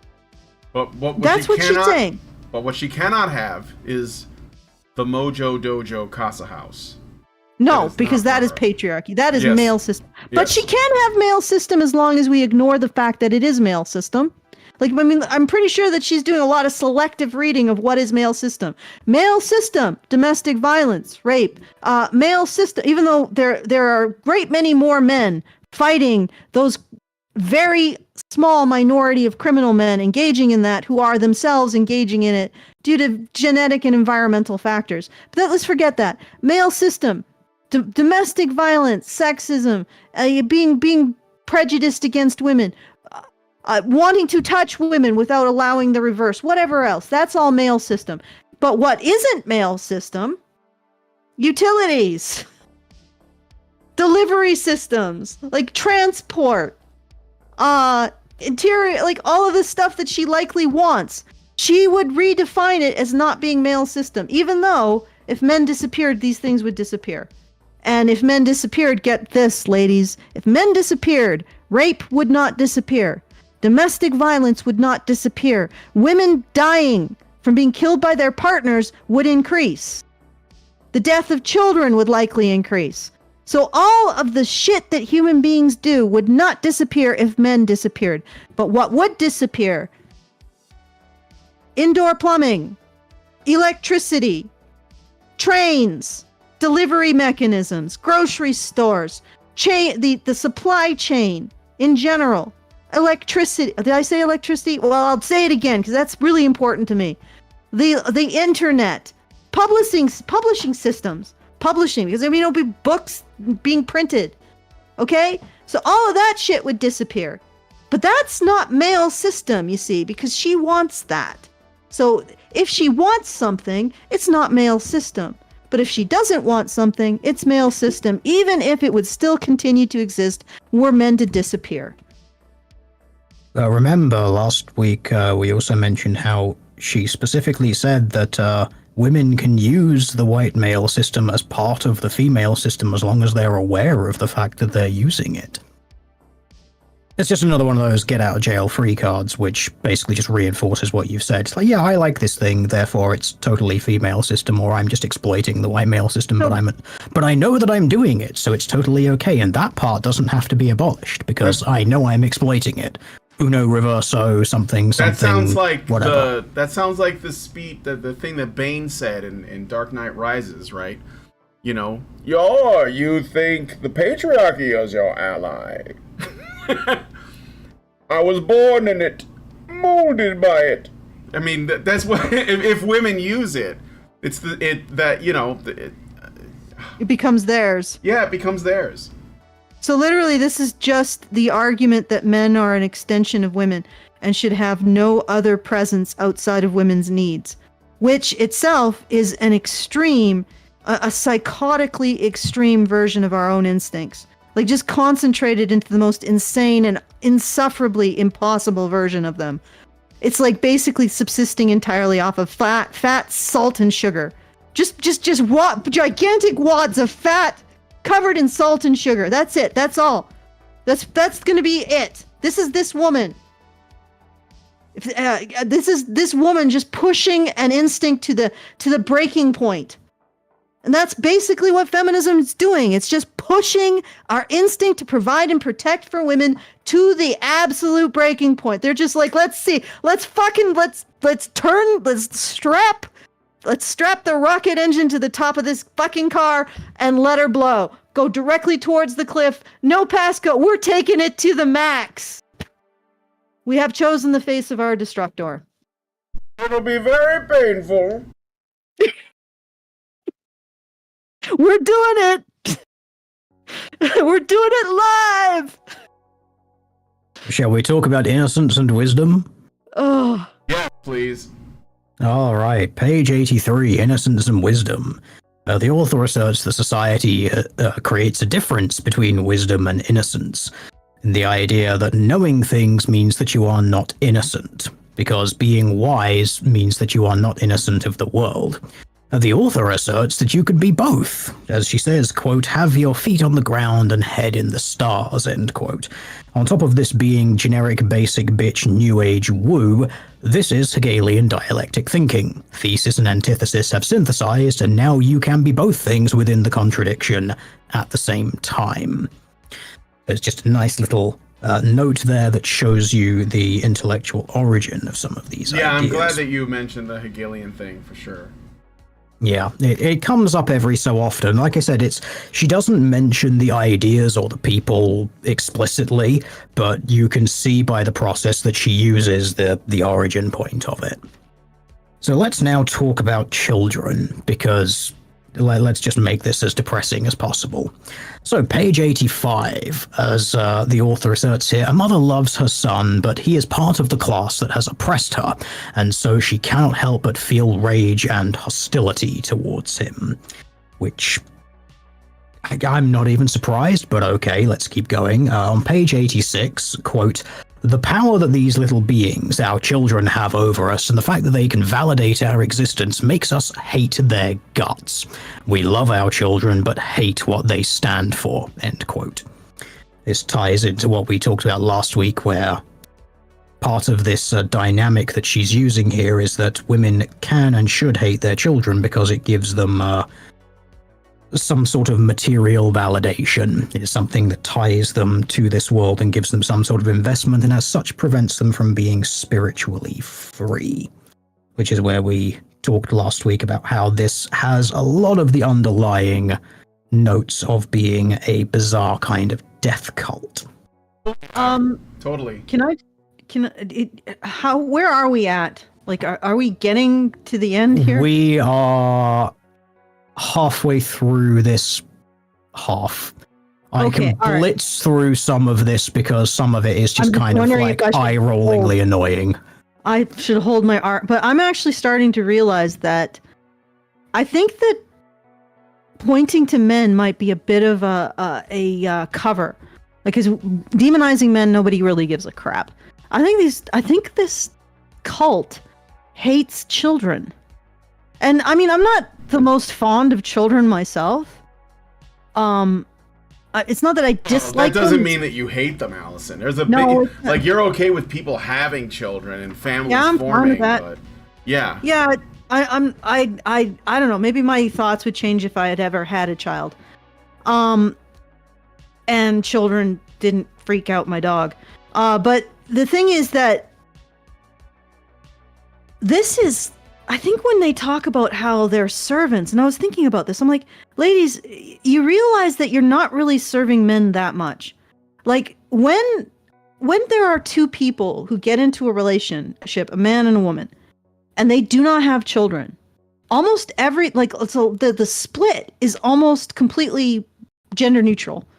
I don't know, like, the statistics are that if you are in a relationship with a man and you do not have children, it's very much likely that you share the bills, you share the housework. Maybe one or more does a bit more because they maybe earn more or spend more time, this or that. So there's a much more equitable division of labor, quote unquote equitable. I'm just using the nomenclature. I don't necessarily believe it.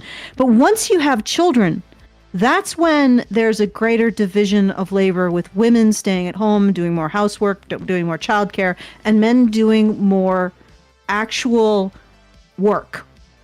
So when you see these kinds of this condemnation of relationships with men, if you actually look at the statistics, it's not condemnation of a relationship with men, because if you have a relationship with men with no children, you're not going to see this kind of division of labor. It's a condemnation of children. And they just hide it behind a condemnation of men. These women fucking hate children. Yep. They like, and I think that conservatives need to look at this and actually internalize it.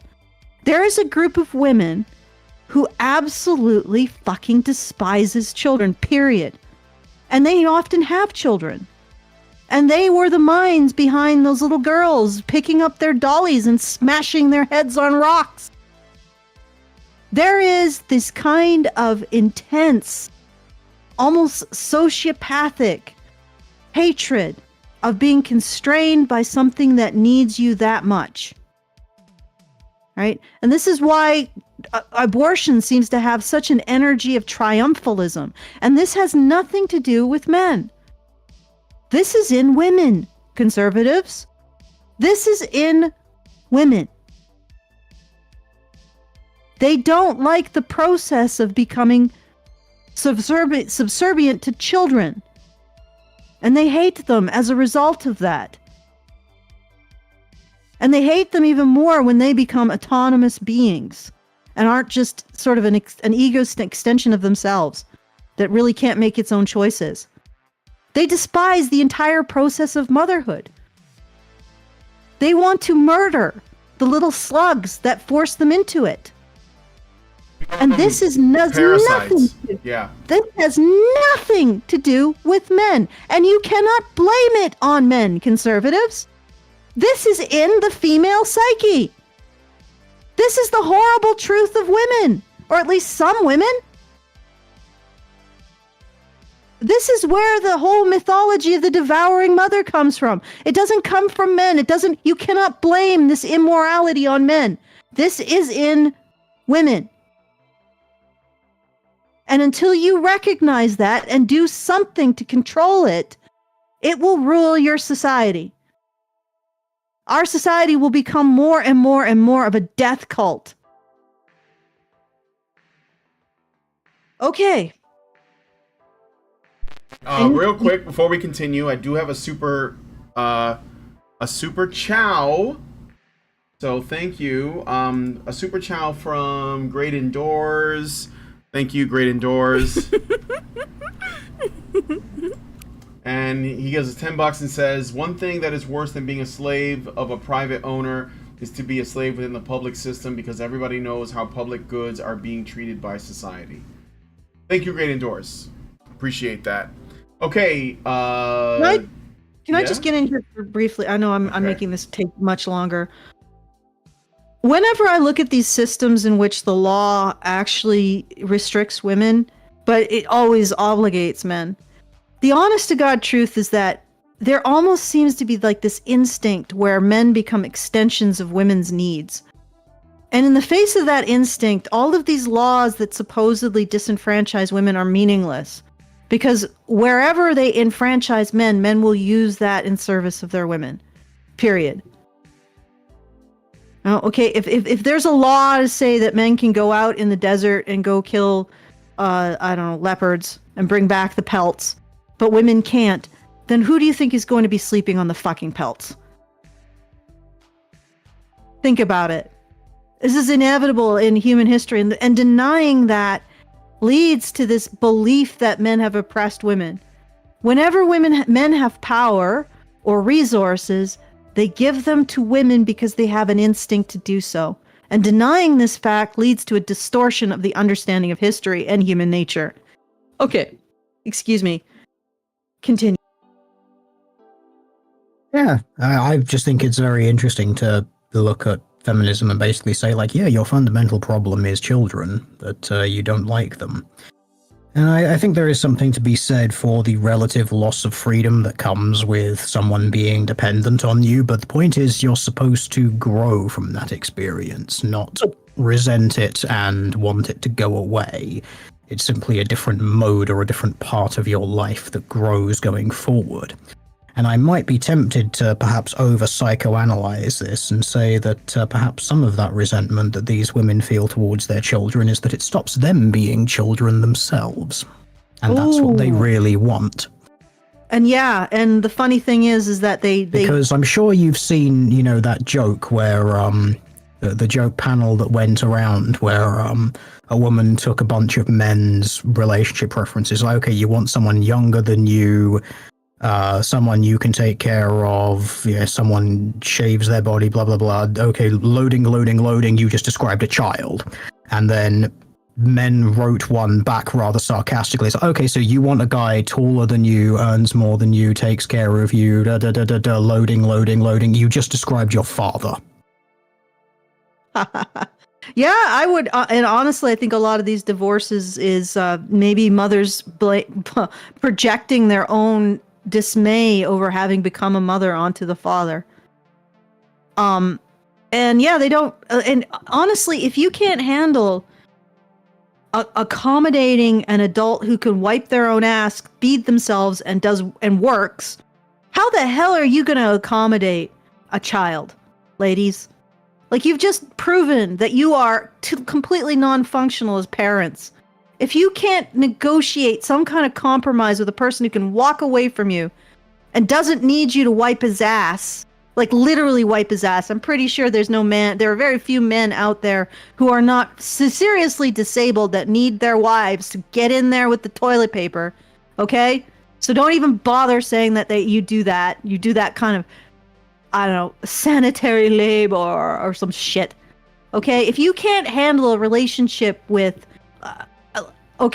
if you cannot handle a relationship on easy mode, which is a relationship with another adult, you are not going to be able to handle relationship on hard mode, which is a relationship with a being that's a bit sociopathic and utterly selfish and utterly reliant on you. All right? If you resent the fact that on a hard day at work, your partner might like you to bring him a beer. You know, he might enjoy that. He might not even ask for it, but oh my God, his enjoyment of that is oppressing me. Okay? Then you are not going to be able to handle a child. Hell, you're not even going to be able to handle a dog or a puppy. Okay. All right. We got to get through this because We do, but I'd just like to make another note here, and this is for the, I suppose, the cycles of empires people, well, we're currently in the weak men and all of this stuff, and look what it's causing because we don't have the strong men and the good times and all of this sort of stuff. If you took the hierarchies that this woman in this author in this book has suggested is true, that you basically have like God, men, women, children, animals, earth, etc., etc., and you did look at things like that, and what we have said here about women resenting birth, or feminists resenting birth, to be part of the problem here,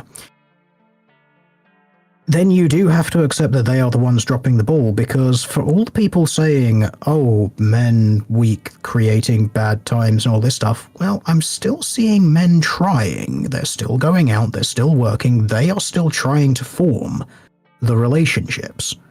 Now, what's not happening in those relationships? Well, we're not seeing women holding up their side of it with the children's part. In fact, they're doing everything possible to acquire even post-birth abortions. Like either up to indeed the moment of birth, and some are even saying that you should be able to have the baby in the next room for a couple of days, and then you wake up and are just like, oh, I don't want it, go drop a brick on its head or something like that. Well, we're seeing one side of this equation holding up their end of the bargain, and the other side seems to be doing everything possible to avoid their half of the responsibility. And I think you need to think about that very, very carefully. Yeah. Conservatives resist that conclusion. I mean, not all. There are some who will listen to what we have to say, but I'm telling you, from my experience, conservatives really resist the idea that they need to hold women up responsible and stop blaming men. Because it's so easy to blame men and hold women blameless. Yeah. For this. All I'm going to do is say to those people, your utilities are still working. All of your basic needs are still met. You still have food, you still have shelter, you still have electricity, you still have plumbing. Who does that? Internet. Yeah, who does that? Exactly. I do think, though, if all of those things go away, then you can start telling me about weak men fucking things up and creating bad times. Yeah. While those things are still in place, shut up. Yeah. Shut the fuck up. Shut up. I was just gonna say, though, I do think that saying, maybe if it wasn't, because it sounds gendered, but I wonder if when it was originally said, it wasn't meant to be referring specifically to men or males, but rather to man, which is both. Because I do think there is definitely we are going through a very difficult time. And Teal'c is right. I think that women are a big part of that problem. That men and women are drifting apart, and there are people dividing us against each other. And women don't want to, form families and all of these other things. And I think it's weakening our society, or it has weakened our society. And I think that's why we're dealing with hard times. But maybe if you removed the sayings gender-specific language, which I don't know if that was the intent, because I know that we used to think of the word man or men as like unisex, because men used to have their own word, right? Weremen. Then maybe that makes more sense, and we are sort of like in a downturn because of all of the prosperity and comfort, which I think is unprecedented. Like, we haven't lived this well and this long. And when things are so good, then there are people that just want to self-sabotage, right? Their entire society. And they find new things to complain about, new struggles, new dragons to slay, whatever it is. And it just so happens that, I mean, I think Tillier is right. I think it's women that are causing it because and men kind of allow it, you know, like they go along with it in a lot of cases. So I don't know if I don't think it's a gendered issue, but I think if you remove the gendered aspect, it could still apply. Well, honestly, the problem is that at this point it's women just deciding they don't want to have children. And the irony is that would be fine.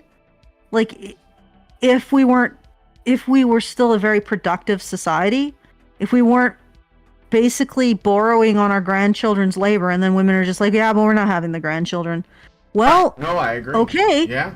Okay, then we're all going to be falling off a cliff pretty soon, because eventually the rest of the world's going to be like, you know, why are we supporting Western welfare?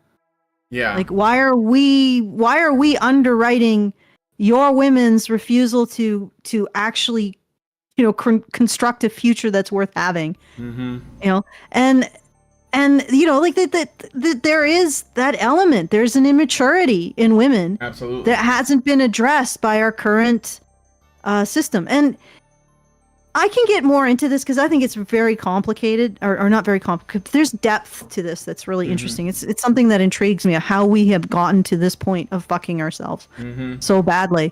But be that as it may, the whole weak men argument again just puts the onus on men. But if you look at the discourse around this, when men point out that relationships aren't happening, women say, well, we aren't interested in them, so it is your problem. It's not our problem. We're not. Yeah. We don't want any relationships with you. It's not our problem that we don't want any relationship with you. That's your problem. I mean, what are conservatives going to say with that? Like, and then the other thing is that we have really screwed ourselves, because in embracing this narrative that utterly condemns men and masculinity, we are forcing men to try to create relationships with the largest handicap in human history ever. Okay? Yeah. Like, men have never labored under this level of a handicap when it comes to attracting a woman. Unless you're talking about maybe like Middle Eastern societies at the height of the harem empires. But at the very least they had some kind of role. But it's like there's nothing there. How could it be worse? How could we be selling men less than we are now? With all of the condemnation of masculinity and being in a relationship with the man being the equivalent of slavery or being owned like property. Like, there's every time there seems to be an equilibrium of misandry and doing the opposite of selling men as partners and husbands and boyfriends and all of this other stuff. Every time there seems to be like we break it with some new way of telling women how awful it is to be around men. And it's like, well, how do you expect men to be able to fight through all of this to actually form relationships with women? How? There's no goddamn way. And then what do we do? Don't. What do? We blame men even more. We make them even more seem more pathetic and useless and cringy and creepy. And it's like, this is the death spiral of our civilization. It literally is this. We have chosen the face of our destructor, and it is misandry. And it's like a word that we don't even recognize. The thing that's going to destroy us is going to be this. And anybody who thinks that their politics means a hot damn, wait till the lights go out. And then you'll realize that the only politics that matters is misandry. Can I say that?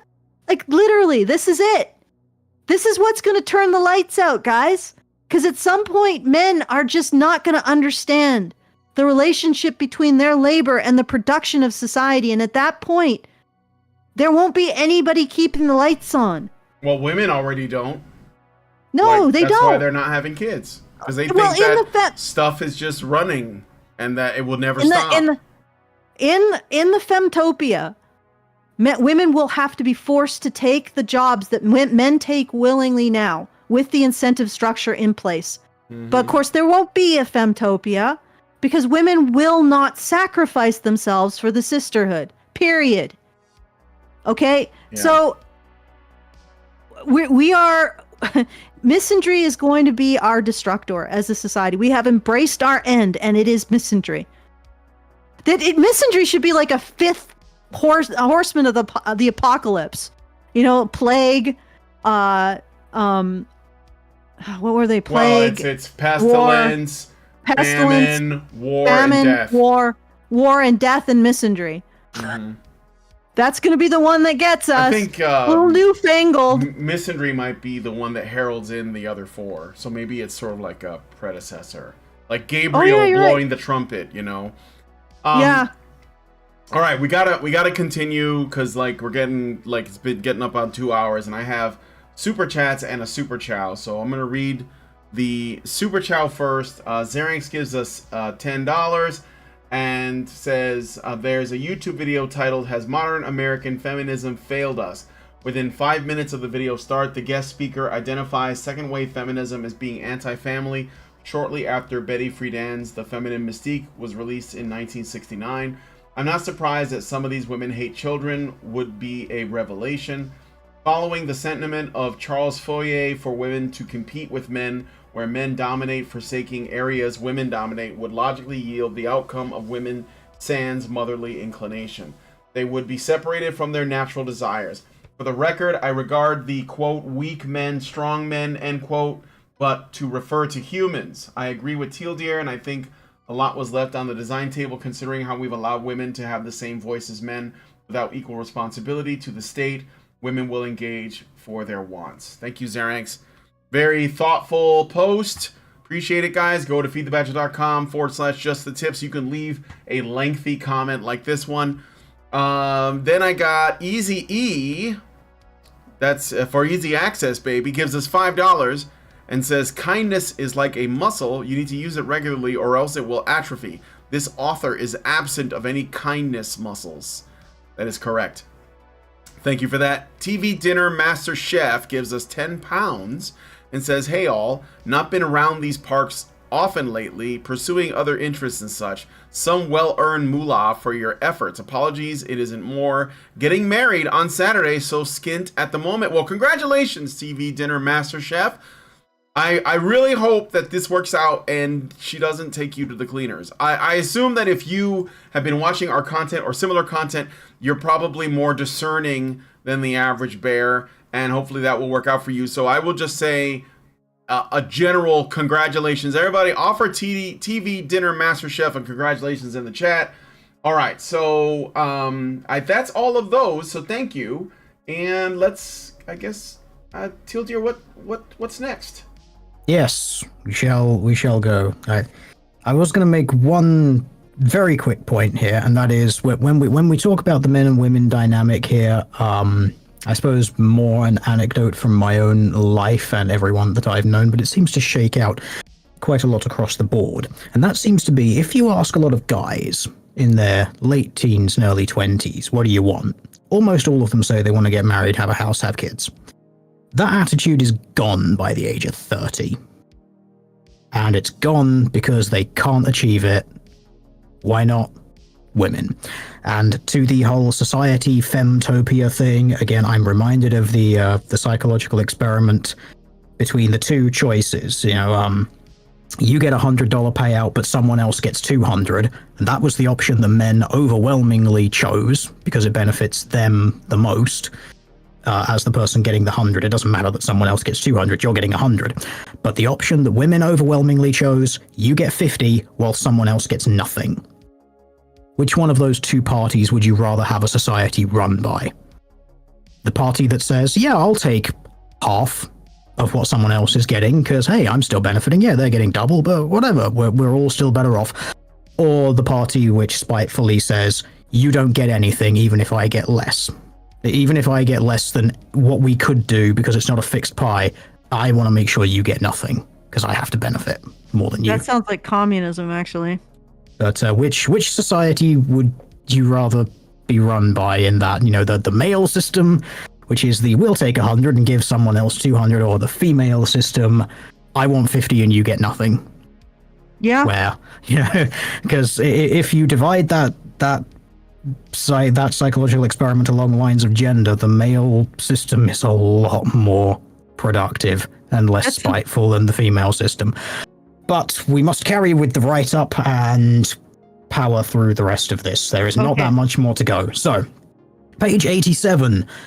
Women raise their daughters to be oppressed by the white male system by teaching them to be ladylike.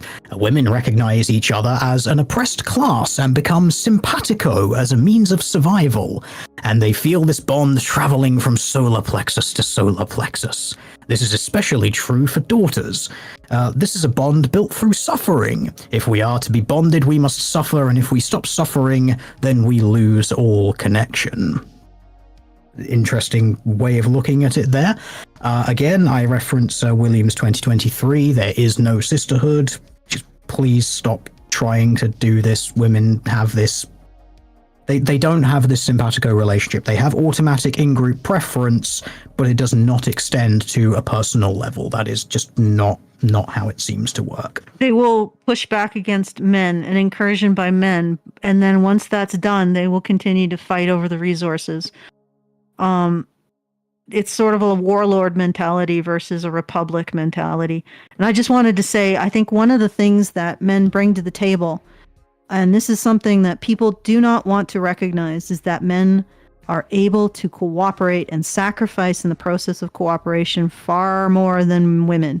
And that anecdote that you gave about the man who's willing to take 100 even if somebody else gets 200, and a woman who will not take 100 if someone else gets 200, but will take 50 if someone else gets nothing. That is an example of men's sense of fairness. To a woman, fairness is I benefit and you can only benefit as much as I do or less. To men, fairness is even if you benefit more, if I benefit, I'm okay. That is the source of the tolerance of a meritocracy, especially when you add in, okay, I recognize you've done the work to earn 200 and I've done the work to earn 100.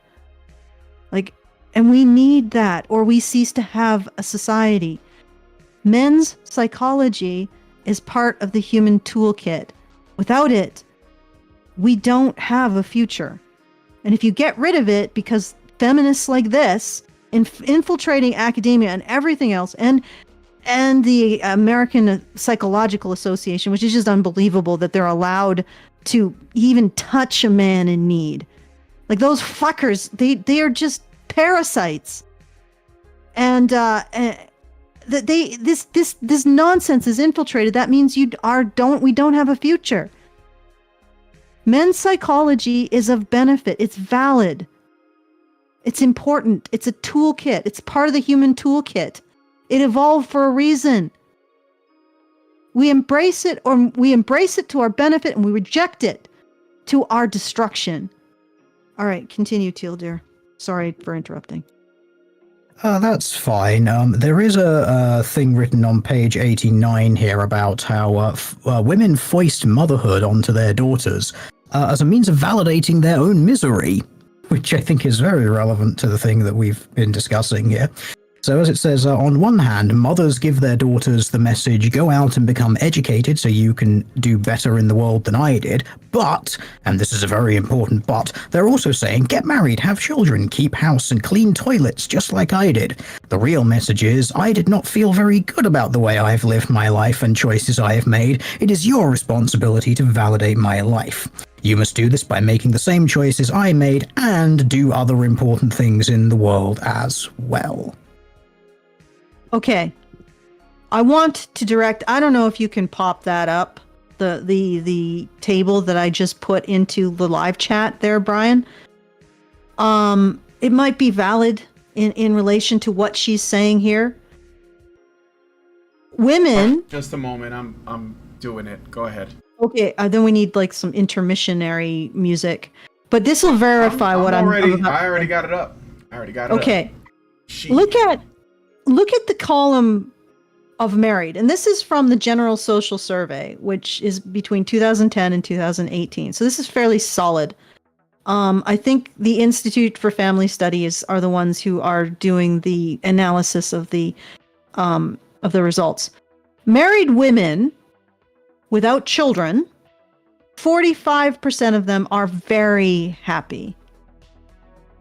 Okay? Very happy. And then there's also the happy, and then the somewhat unhappy, and then the very unhappy. But we'll just look at the very happy. 45% of women who are married without children are happy. 41% of women who are married with children are happy. Okay? Right? What does it look like when we get to the divorced and never married? All right. Separated, divorced. 27% of women who are separated or divorced with no kids are happy. 20% of women who are separated or divorced with kids are happy. Okay.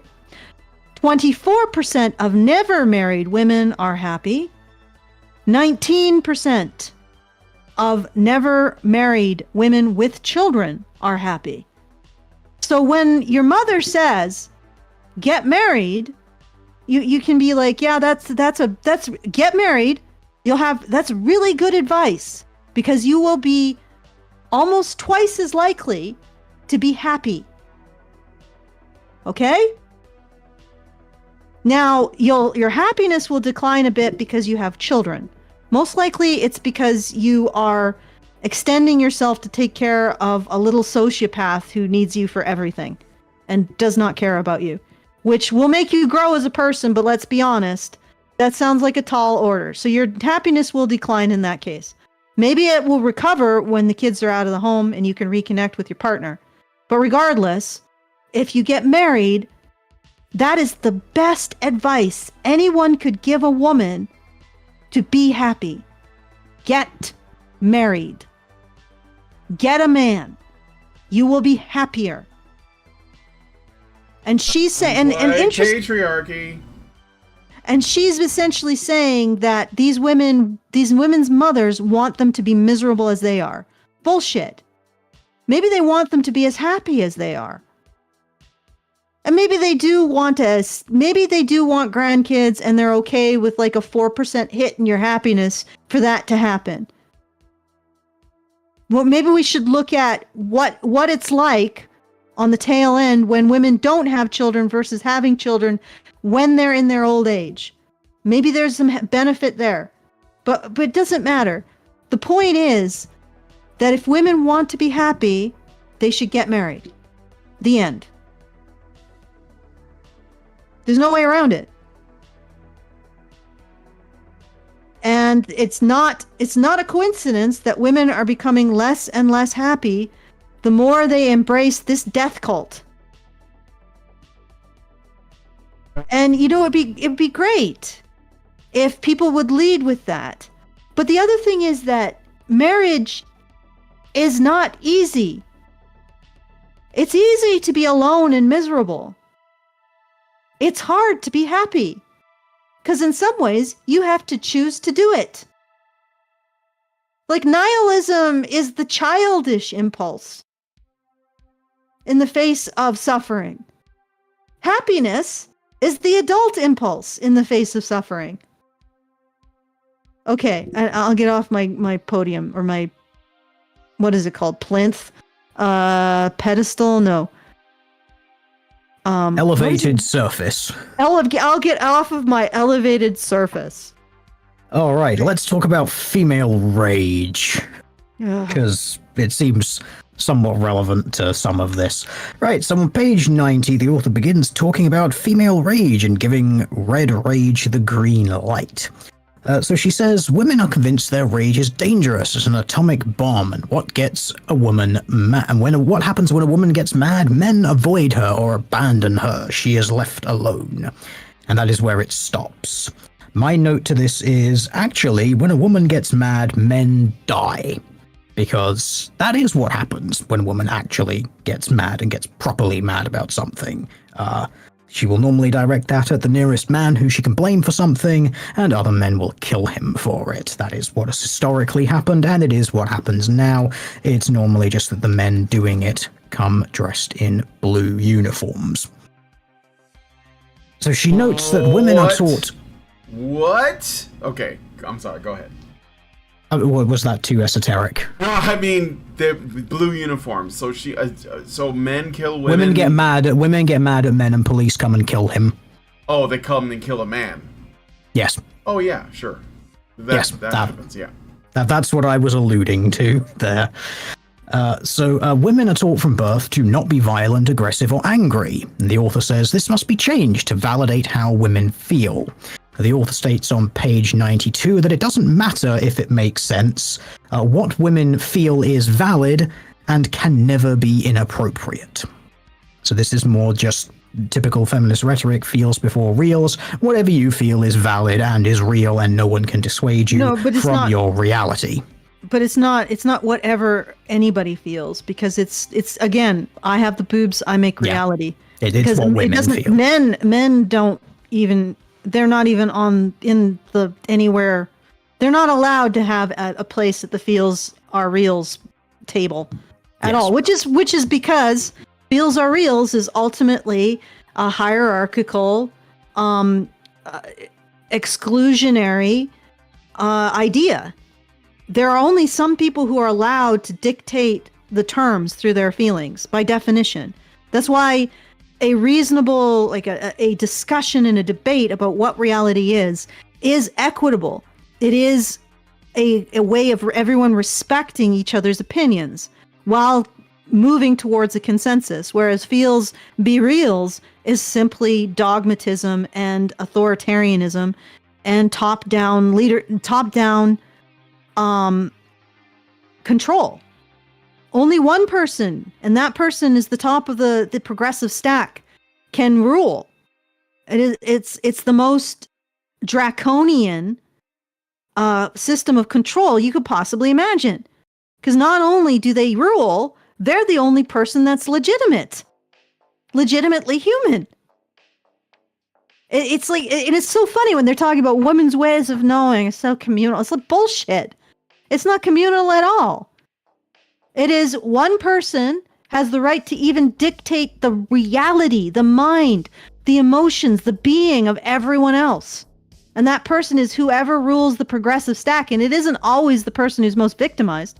It's the person who's most, like, often sociopathic, who can exploit everyone else and put herself as the grand central victim poobah.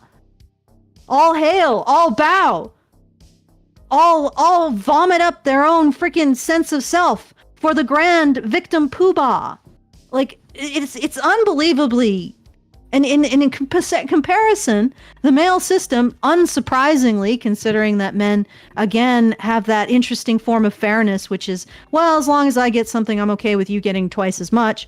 You know, the male system that she so decries is actually one where everybody gets a chance to contribute to what the consensus view of reality is. Everybody does. Through reason and logic. You can supply evidence. You can supply a logical argument. If it's persuasive, it gets included into the consensus view of reality. You see what I'm saying? Yes. And on that note, shall we talk about this author's ideas around therapy? Since we're talking about that and about how reality actually exists. Yes. Don't worry, it's just page 92 and 93, so hopefully I can just blam through this bit. So the female system therapists, as this author suggests, they must validate female feelings. Denying female feelings is white male system thinking. Quote, therapy for women must confirm the female experience, whatever that may be. In the past, reality testing has often meant testing out the white male system reality, which may have nothing at all to do with the female system reality. The therapeutic approach must validate women's experiences of her own reality and help her understand it. Women must never be talked out of her perceptions. If a woman feels she is discriminated against at work, then of course she is. If she feels she is married to a chauvinist, then of course she is. End quote. Next quote here from a little bit later. Women know a great deal about healing themselves. They do not need to be encouraged nor judged. They need to be set free, not led along. Most of all, they need to feel good about what they are doing. They so rarely have this experience that therapists should do their best to facilitate it. End quote. Pretty typical woo that we expect from feminists. You know, women, they're just great. They just know everything. You just need to give them space. Just let them do whatever the hell it is. Interestingly enough, in the therapy section here, talking about female rage, because they do kind of go together a little bit here, on page 92, there's a fascinating little thing here. The author asserts that there is always some degree of truth in blaming people, specifically when women blame things.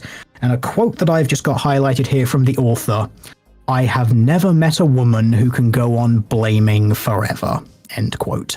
My note to that is, this author has never met a woman. Page 99. I'm trying to inject a little bit of humor to lighten this up. So, not all of my notes are just blackpilling misery. Some of them I try to introduce some levity here.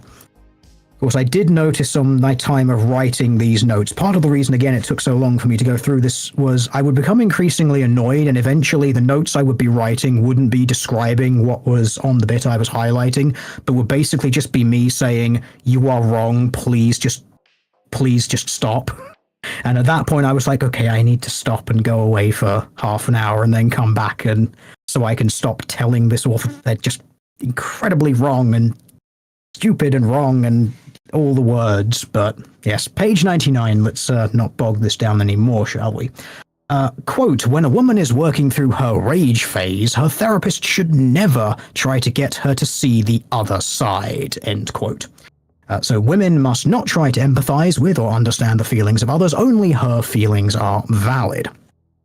The final stage of this therapy is what the author calls the awareness stage, in which women are aware of the white male system. They trust themselves and other women for some bizarre reason. If she is accused of being white male system, she may actually be being white male system, but she's just using it because it is congruent with her needs. In other words, the white male system may be part of the female system when used correctly by women. The female system once again being this undefinable, wibbly-wobbly womanness. I have the boobs, therefore I'm right. Of course. Yes. Yeah. It's just interesting that this author's entire thing about therapy is just listen and believe, woman is always right no matter what. I would be intrigued to know what any other therapist might say about this who is not indoctrinated into this absolute insanity. You should ask Prim. Yes, I did toss Prim's name into this in the email that I sent first over to Brian. I was like, given so much of this is about therapy, is this something Prim would like to do? And honestly, going through this, I'm kind of thinking maybe no, because she'd like to spare her sanity. I certainly wouldn't blame her for doing so. Yeah, absolutely. Well, we need to trace the origin of the APA's current guidelines for men and masculinity. Mm-hmm. Like this woman is informing how men are treated when they have mental health issues. Yes, so I would say, Prim, if you are listening, or if someone can inform her of this, point her to these streams and point her to this book and say, like, look, this book has very solid connections, especially through like the 12-step program and whatnot that the author had. Like, there is a solid link between this and what the APA is doing now. It might be of interest to you, even just from like an academic perspective, knowing where it came from. Frustrating as it will be to read it, it might actually help in some capacity in her practice. So, Chapter 5, The Female System and the White Male System, New Ways of Looking at Our Culture. Throughout this chapter, the author relates the white male system to pollution. Because of course she does. Rather interestingly, there's a subsection in this called Defining Time. Quote, in the female system, as well as other racial systems, time is perceived as a process, a series of passages, a series of interlocking cycles which may or may not have anything to do with numbers on a clock. Frequently, the clock is irrelevant and may even be seen as interfering with the process of time. Early, late, and on time are just concepts with no real meaning, end quote. You're probably immediately thinking of that Smithsonian thing about how white supremacy is being on time. Yes, and I was. a bunch of White the male system. recent and a bunch of the recent viral TikTok crap of women complaining about time blindness and how they have time blindness, and thus them being held to any standard of being on time by their employer is unfair. My question to them in those sorts of situations would always be, so you forget to show up on time. Do you ever forget to punch out on time? Or do you always get that at the right time? And, when you order things off the internet, or, you get like takeaways, or you order an Uber or something like that, do you ever notice if they show up on time, or do you ever notice if they show up late? Or does it not concern you? Or is it only when you're expected to show up on time, suddenly it becomes an issue? That's exactly how it works, isn't it? Every single time. It's whenever the onus is on you, you have time blindness. Everyone else must definitely keep a very strict schedule, though, because you will certainly notice if they are off in their timing. Mm-hmm. It's judging the world entirely by women's benefit. And if standards must be kept when serving women, but when women are being held to a standard, that's not acceptable. Even a standard that is pretty much neutral, like time. It reminds me of, again, my mother's experience when she was a feminist in the 70s and the early 80s, and she was an editor of a newspaper, and because she wanted to maintain standards of grammar and legibility, she got drummed out because standards are patriarchal. But here's the problem, ladies. How do you run a society without standards? But the thing is that those aspects of society, she's not calling out utilities as part of the male system because those aspects benefit her. So she doesn't have to. Anything that men do that benefits her is thus part of her system because it benefits her. But as soon as it ceases to benefit her, then it's the male system. You see how it's so arbitrary? Even though most of utilities would disappear if men disappeared, and all of the domestic violence and rape, nope, that's not going to disappear if men disappear, but that's part of the male system because she don't like it, or men thinking they can touch women is part of the male system even though it doesn't happen. All of this shit that's part of the male system is stuff that doesn't benefit her or she finds harmful, but anything that does is part of her system even if it wouldn't exist without men. That's how freaking arbitrary this is. And how meaningless at the end of the day. And how much it really at the end, at its heart, is simply an extension of our instinct to make sure that women are protected and provided for. Men's instinct to make sure women are protected and provided for, and to see themselves as valid based on how well they protect and provide for women. That's what this is an extension of. She has invented nothing new.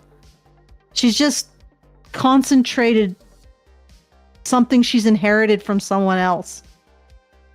And she will never escape it. That's the great irony, is that these femtopianists, they want men to cease to exist, but they still rely on men for everything. These femtopianists.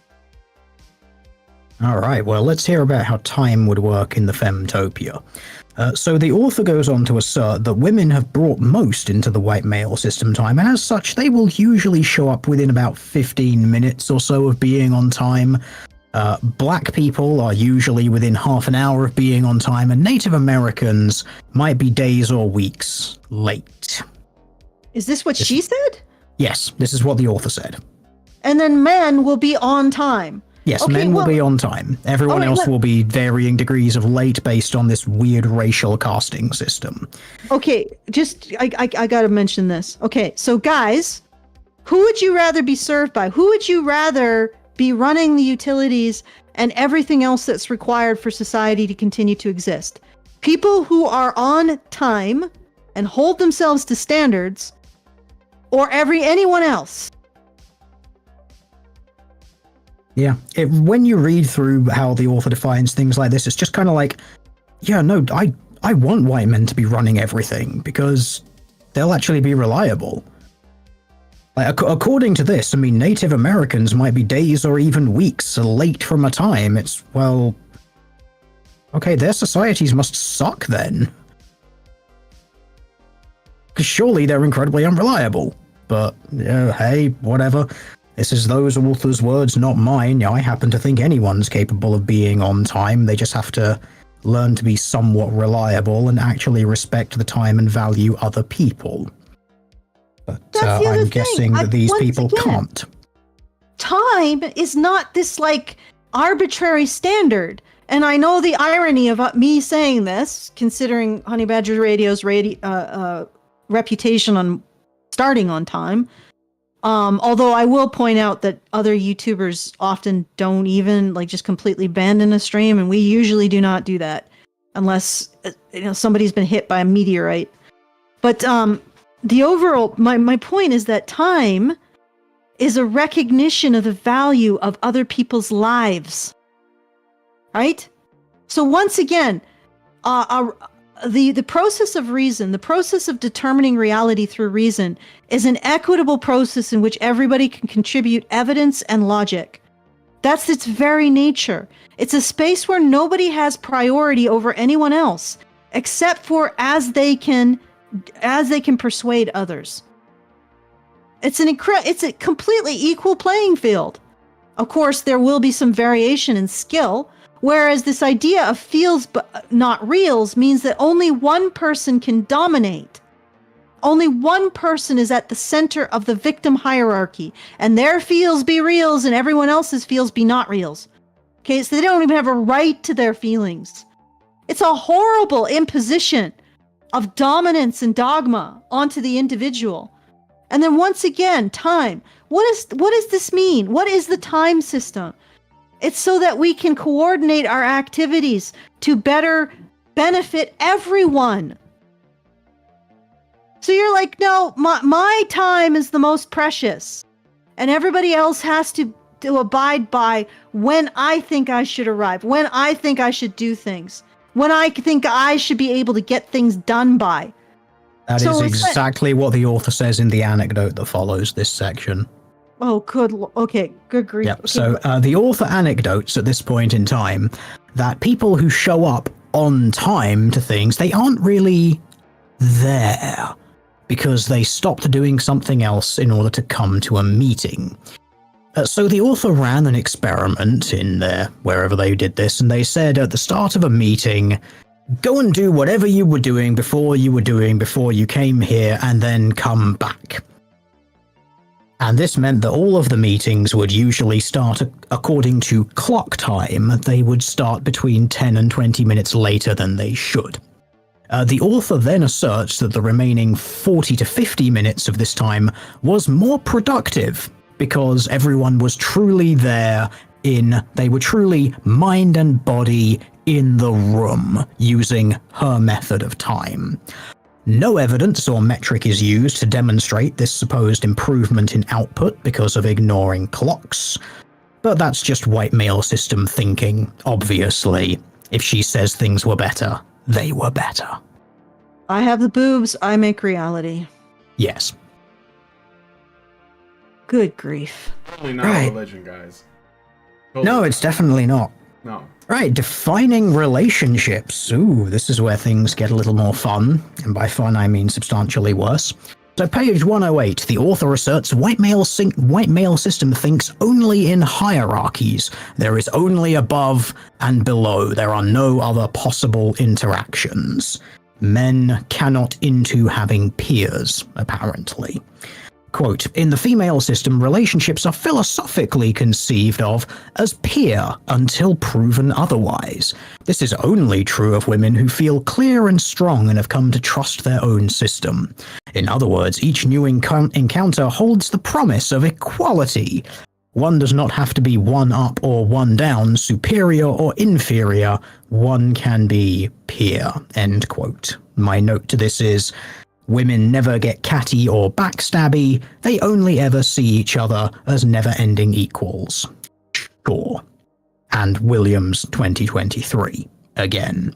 Yeah, there is no sisterhood. Well, also, what the hell is she even talking about? This sounds like absolute 100% projection. Everything she doesn't like about herself is male system. Just like everything that she likes about the world is part of her system, and everything that isn't is male system. You cannot, like, there's no way to argue somebody out of this kind of mental illness. Yeah. I just love this. It's just men can't have peers. Like, apparently we all see each other as one up or one down. There's no sense of equal. There's no camaraderie. No sense of brotherhood. No sense of things like no man left behind. All these things don't exist. And also even camaraderie within a hierarchy. And men, in my experience, men will construct a hierarchy when that's the best way to get something done. They'll construct this sort of weird lateral hierarchy where, you know, the dude that has this skill is the master of this particular domain, and the dude that has, you know, etc. If that's the most efficient way to get things done. I think I've talked about this before regarding psychological differences between men and women. It's like, when it comes to men and women, they will hierarchy themselves, but they tend to hierarchy themselves to areas of expertise. So you could take the same group of men, and in different situations, different men will take on leadership roles according to what they do. Yep. Whereas with women, it's a sort of wider horizontal hierarchying across everything else, as in there tends to be one sort of most socially dominant woman, and she will insist on maintaining that position no matter the circumstances. And you can see that borne out in reality. I mean, even if you just go and look at some of those dumbass reality TV shows where it's like women versus men on a desert island. Well, the men, there might be a bit of jostling. Some of them will take initiative in some areas, some will take in other areas, but they will sort themselves out into different areas of expertise, and some will go and experiment with this thing, and some will go and experiment with that thing, and whoever has success in whatever area tends to sort of take up a mentoring role and shows like, okay, I've done this is how it works, and they will show the other men, and but it will never be a universal thing. So it's like, okay, so we've got one guy here, he experimented with this thing, fishing, it was successful, okay, that's his thing, you want to learn it, go and talk to him. But then the women never achieve anything because they basically just spend all of their time bitching at each other because they want to work out who's the alpha bitch while they achieve nothing. And that just seems to... Yeah, and that just seems to be a general psychological difference between men and women. I'm not even actually going to say that one is necessarily better than the other, because they both clearly serve different objectives in evolution, but what it seems to be is the queen bee. Well, first of all, I think women's quote-unquote hierarchies are more about divvying up resources, make sure that, I guess, resources are equal in some way. The queen bee can either make other women comply to the system of divvying up resources, or she has demonstrated a means by which to get those resources in the first place. Usually by developing some way of getting men to release their resources to her. And so that's sort of the way women work. It's more about making sure that everybody gets equal resources, because again, that whole idea that if somebody else gets something more than you, anybody else can get as much as you get or less, otherwise you reject it, and you don't want to see anyone else getting more. It's being able to control that I think that the queen bee sort of comes in, is to be so she will be able to make sure all the women get as much as they think that they deserve, and nobody gets any more than that. And so I think that's where she comes in. So it's just a means of keeping the women from engaging in that kind of resentment, I suppose. Mm. And again, like when women look at what men do, they don't understand it, because they don't understand. First of all, they don't understand taking identity from achieving a goal. That's one thing. Like, men will live in a a hole in the ground and eat juniper berries and be happy taking an identity from being of benefit to something. And women don't understand that. They'd be like, but how do you need to make sure everybody gets equal numbers of juniper berries. And it's like, well, it's not really about that. It's about taking an identity from generating resources or being of benefit to something greater than myself. And they just don't, like, it's just blank. They do not fucking understand that. Most women just don't understand it. It's like a dog trying to understand Latin. It's like, and they misunderstand the nature of men's hierarchies. And they project their own hierarchies onto men. Because one thing that women are is when somebody is outside the hierarchy of women, they are fucking nobody. They are meat on the hoof to be killed. Like they once they're outside the light of the campfire, they might as well be demons. So when women look at men's hierarchies, they're like, well, who's being cast out? Who's having their humanity revoked? Must be the men underneath the guy on the top, you know. And they don't understand a hierarchy based on merit and worth and sacrifice through cooperation, because they don't understand taking an identity from that. To them, it's some kind of subjugation, because they see the guy, you know, in the middle and he's working and he's receiving 100,000 and the guy on the top is receiving 200,000, and he's like, well, that's oppression. Whereas it's just an understanding that the guy on the top must be doing something more, or is being rewarded for having a greater insight or having a skill that others don't have. You know, so it's like, in a lot of this, I think is coming out of this. She just does not understand how men think or work. And because she's an ape, she doesn't understand she has to kill it.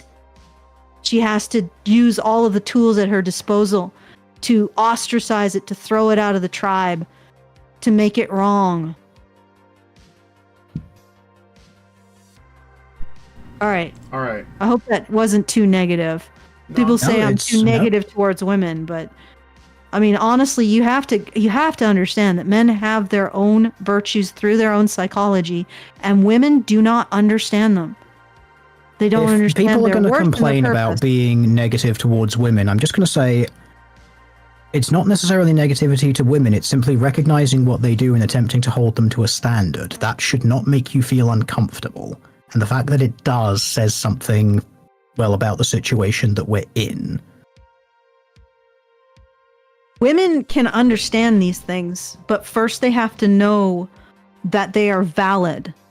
Like, men's way of being, men's way of thinking is absolutely 100% critical to our survival. And the fact that we're rejecting and marginalizing and ostracizing that, the misandry, is going to destroy our future. And if women don't understand this, they can't do what they do to advocate for men and masculinity and bring it back into its proper role in society. So women have to understand this, and they can actually legitimate it. Like, it's this funny thing where it's not necessarily that it's women who are not adults. It's this kind of undifferentiated amniotic femininity that has never developed itself, never held itself to a standard, and never opened itself to understand the other. Okay, and I mean, I'm being pretty harsh, but I think it's deserved at this point, because that's what we're looking at. We're looking at society being devoured by the feminist fetus. Okay. All right. Let's have a funny anecdote, shall we, that the author thinks demonstrates this. This is, of course, because it's one of the author's anecdotes. It didn't happen, but it's still a funny mental image, which is why she put it into the book. So the author asserts that she had a conversation with a man, and because men and the white male system only ever think in hierarchies and one up, one down, they adopt postures according to who is one up and one down. And this man didn't go, and when she, as a woman, didn't go down towards him, she didn't physically make herself smaller, he saw this as a threat. to himself somehow, and so he started stooping down lower in front of her. He would stand a little bit shorter, and then she would do the same thing. She would hunch herself down a little bit to be on the same level. And the guy just kept going down and lowering himself and lowering himself and lowering himself, because she wouldn't ever go lower than him in this physical standing situation that they were in. And so it leads to this comedic scene where this man is standing with a back stooped over like a cooked prawn, because he couldn't accept that a woman wouldn't go down before him, and so he just had to go down before her. And when someone commented on this thing, she said, asked her what the hell was going on, she responded that, well, I'm just trying to stay on peer level with him. Wouldn't that have her extend upwards? Like, I'm okay. This anecdote didn't happen. Just remember that. It didn't happen. But I'm trying to understand how it justifies her point, because it sounds like this guy is going down to be eye level with her. No, he's like bowing in submission because she didn't bow in submission to him. That doesn't make any. But how? Okay, but how does that? How does a man crouching in front of you mean that he wants to dominate you by being taller than you? It doesn't. It's because she didn't bow down to him.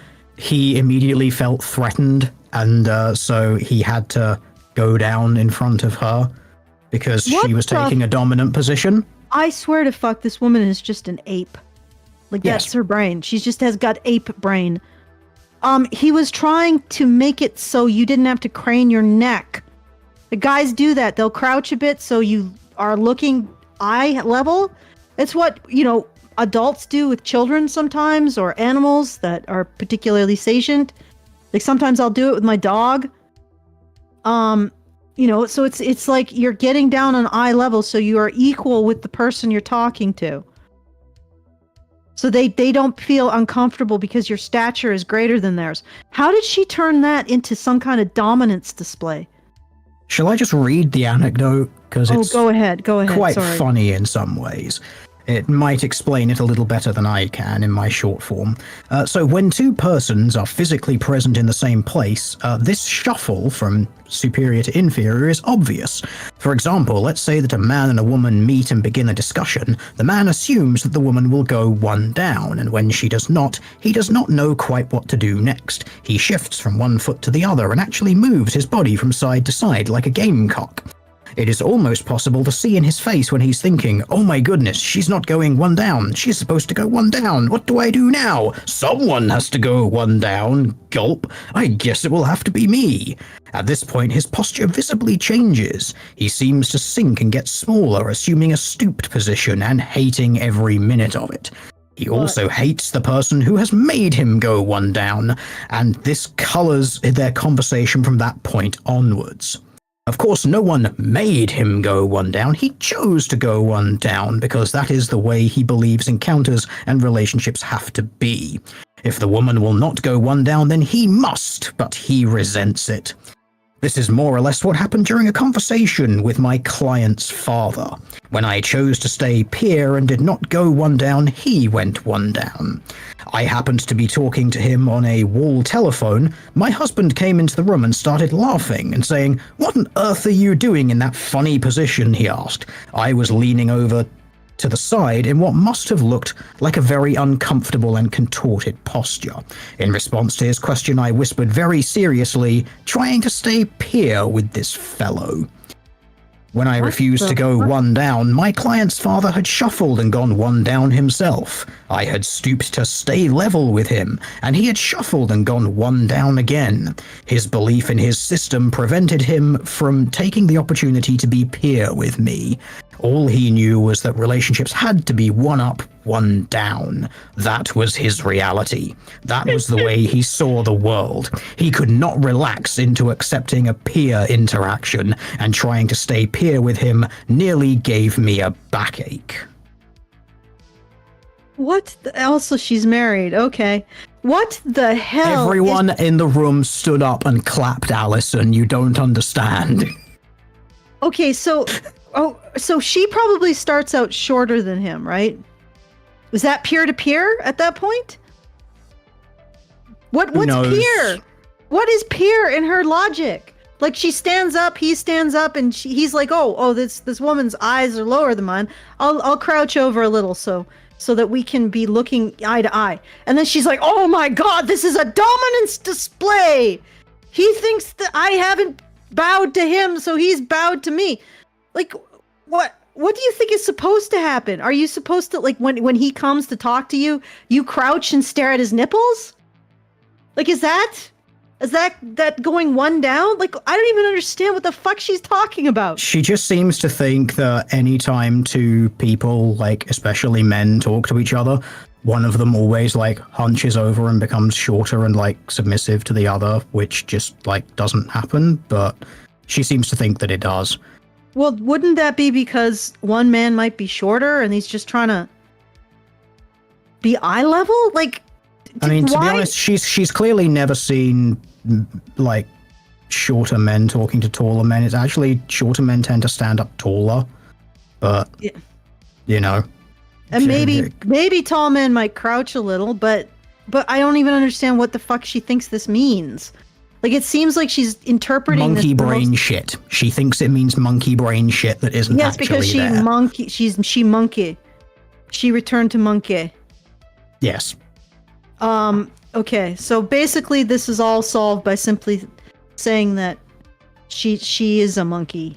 Okay. Yes. How are you doing there, Brian? You've been quiet. I'm just taking it all in. Oh, damn. Just taking all the. Are you trying to one up Field the here? nihilism? No. I don't even want any part of that competition. But I mean. No, I'm just like, I'm not even sure how that would even fucking work. Like, are you trying to crouch down, therefore? Oh. Dominating him or something? Okay. Look, all I'm gonna say on this regard is, Doge, my antlers can give exceptional belly scratches. Yes, there you go. That's all I'm just gonna float that out there. That sounds like dominant crap to me. Here, I'm gonna make myself bigger so that I dominate this conversation. No, smaller. Oh yeah, smaller, so I can establish dominance in the reverse sense. There we go. I see what you did with the stream artwork. Nicely done. Yeah. Oh, God. Anyway. Right, so shall we talk about how women perceive relationships now? Because it's obviously superior. Okay, how many more of these little segments are there? There's basically this one, there's a little bit about sexuality, and then we hit chapters 6 and 7, which is where we get into the really weird religious shit. But we kind of covered that in the last stream. I don't know if you still want to do that again or not. No, let's not repeat any kind of... That's we could do fine. maybe the quickest amount of the religious shit, just as to call it a day. Yeah. All right, okay. So... page 112, women define the world by relationships. This is why they achieve less than men, apparently. Men lie to women to get them into relationships by focusing on the woman at first, and then as time goes on, they go back to focusing on work. Women know that this means he loves her less, apparently, but because his thinking is white male system, he doesn't realize that to be the case. Apparently, women literally do need to be the center of the universe. That's just basically all I've got written about how this author thinks women see the world. They define everything by relationships. And apparently if men don't focus on a woman as much after several years as he did when they were dating, that means he loves her less. Definitely loves her less. It's not that he's like going out and spending time working harder to provide for her because he loves her possibly more. No, it's definitely that he loves her less. Absolutely. 100%. I don't trust this woman's conjecture on men. Nope. Page 119, sexuality. Ooh, things are gonna get very warm. The white male system defines everything by sex, including inanimate objects. Because of course. Female system doesn't define things by sexuality at all. Sex is not even a focus. However, the female system sees sex as important, fun, and sacred. It does not define the world, because if it did, it would be white male system, and that preoccupation would mean that you would have to focus on istophobias. This is the stupidest shit I've ever heard. Yes, because according to this author, the white male system, just everything is sex and always has to be. You either must be hetero or homo or bi or a or all the other words didn't exist yet, but the list could go on. It's really weird. So the white male system created the the alphabet people. Yes, somehow. That's Yeah, a really lady, you're interesting way dumb. of phrasing that, and actually, yes. Potentially, that is one way of looking at it, which would be really interesting to ask the author about 40 years later. Well, she'd probably be a TERF, so there you go. Okay, let's Yeah. keep going. Yeah, so she just asserts that the female system doesn't see it sees sex as important, but that it doesn't define everything. This is just fairly typical Freudian nonsense, honestly. But on page 21, oh yes, actually no, page 120, we can talk about that one. Some guy actually just literally blurts out in one of the author's anecdotes that everything is about sex. Like, it's another funny anecdote that didn't happen here. One day she was walking through a wood with a friend who one day, it was a spring day, and one day he suddenly threw his hands up in the air and just said, "Ah, sex." And she was startled and asked where, and he said, "All around you, the flowers, the butterflies, the grass, everything is sex." This anecdote didn't happen. This author is not mentally stable. This is not a conversation that any person has ever. Oh my god. But yep, again, everyone on the bus stood up and clapped. Yeah. So page 121, the author talks about sex as transcendence. In focusing on sex, men use sex as a means to transcend.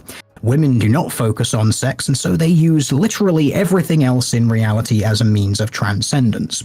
My note on this is that this is just more New Age woo. Women are more spiritual than men.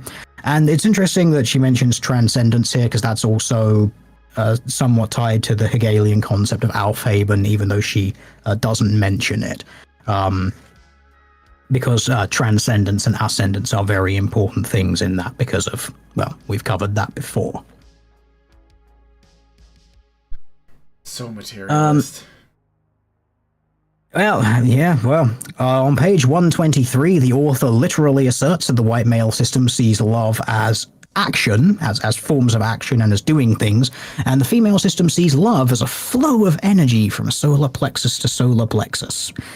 More New Age woo here, but also actually not technically wrong from male and female psychological standards. As the author mentioned earlier, talking about men seeming to be more absent in relationships as they go on, but it's because they're doing other things in order to provide, because that's how they show affection, but the author just doesn't know that or understand that. When she also then notes somewhat correctly that women focus more on relationships and the emotional side of it, and somewhat fail to understand that the provision is how their man is showing that they love them. And this just seems to be a somewhat fundamental misunderstanding between the sexes that someone needs to explain to people, but we already do. It's just that no one seems to listen because God knows why. She talks about friendships on page 126. Interesting, this one here. Men see friends as people who can be relied upon as part of a team. Well, she previously stated that men are only able to see the world as one up and one down, but now men can be teams and team players, and that men can team play with friends but never actually know anything about them or be that close to them. Yeah, doesn't understand how men can derive a shared identity from a shared goal. Yes. And this is something that is a pathological thing about our society. We don't really understand male psychology at all. Like the APA, they're basically just spider monkeys masturbating themselves at this point. They're just so freaking primitive and dumb. They have no concept of male psychology because they don't choose to actually recognize it as something, a valid area of study. So that it's just, there's a complete void in terms of how men operate how they develop identity, how they develop a sense of fellow feeling, what is required for men to be emotionally, get their emotional needs met. Everything in psychology comes down to do it like women. That's it. Yep. Okay. So she goes on to talk about friendships. A female system views friends as people you can be open with and express feelings with because it is safe. Sure. She talks about parenting a little bit here. Interesting, given what we've talked about with... Can't wait to hear about that. Can I just fit that last topic? I just wanted to say one thing. Okay. Particularly for men, but masculine individuals, doing something can help process emotions.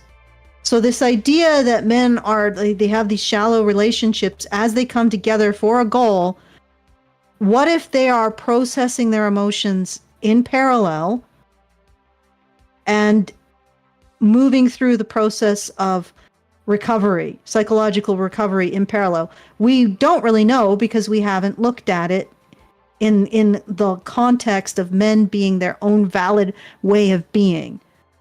But that's the thing. Like, she talks about talking as being the only way to process emotions, but you can also process them through doing things with a companion, with a teammate. In that is a way of being social.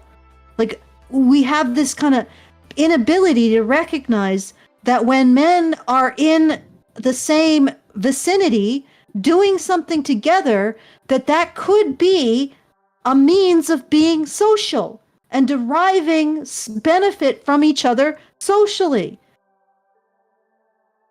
They don't have to express themselves the way women do in order then for them to be engaging in a companionate activity, is what I'm getting at.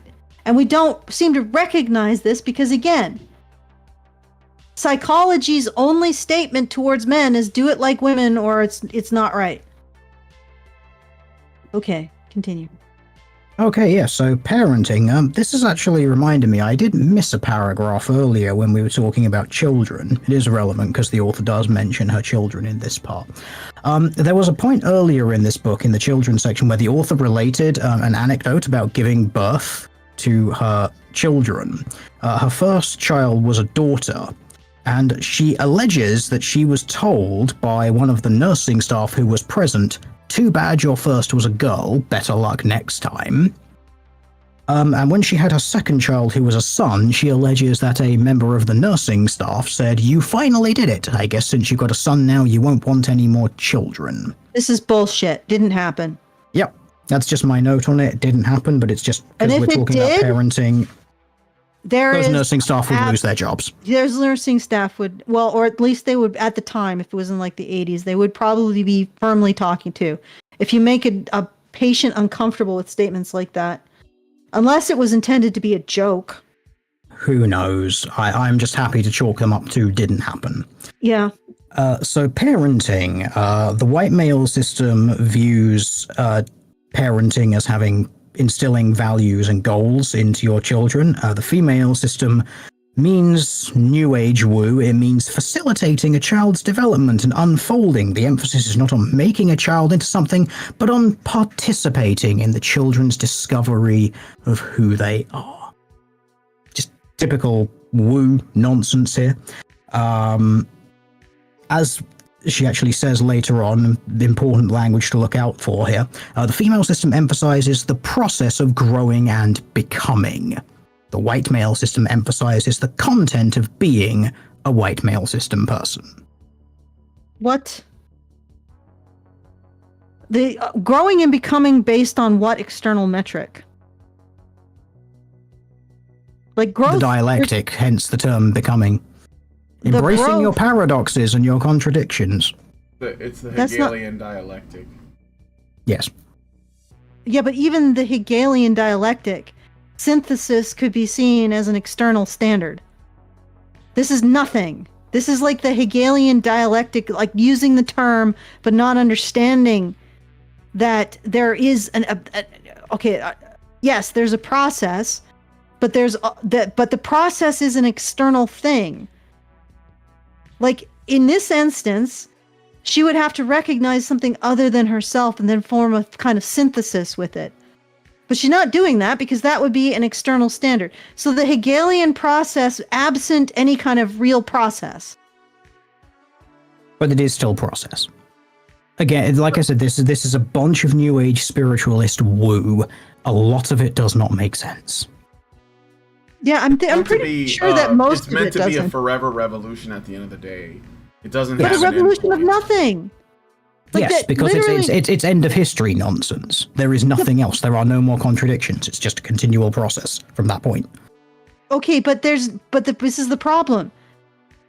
Within the Hegelian dialectic is the recognition of something other than yourself that you synthesize with. You are the thesis, there's the antithesis, and then you synthesize the two. There is no recognition of anything other than self in this, the validity of anything other than self in this. There's no process, there's only being. There's no becoming in this. There's only being. She has conflated becoming with being.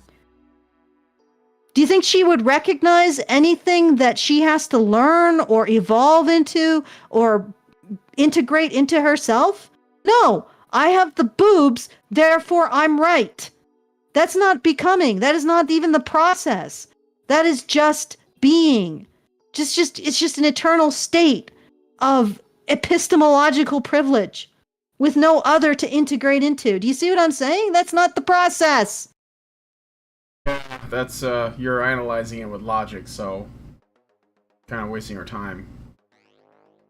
Yeah, also, logic is white male system, therefore invalid. At this point, we're talking about the very essence of conveying meaning, of a recognition. Oh, here we go. Of the recognition as somebody other than yourself as having a legitimate point of view. That's the problem. Literally. Unless this is a revolution against meaning itself. And it's a revolution against recognizing that anyone else has any legitimacy. Yeah.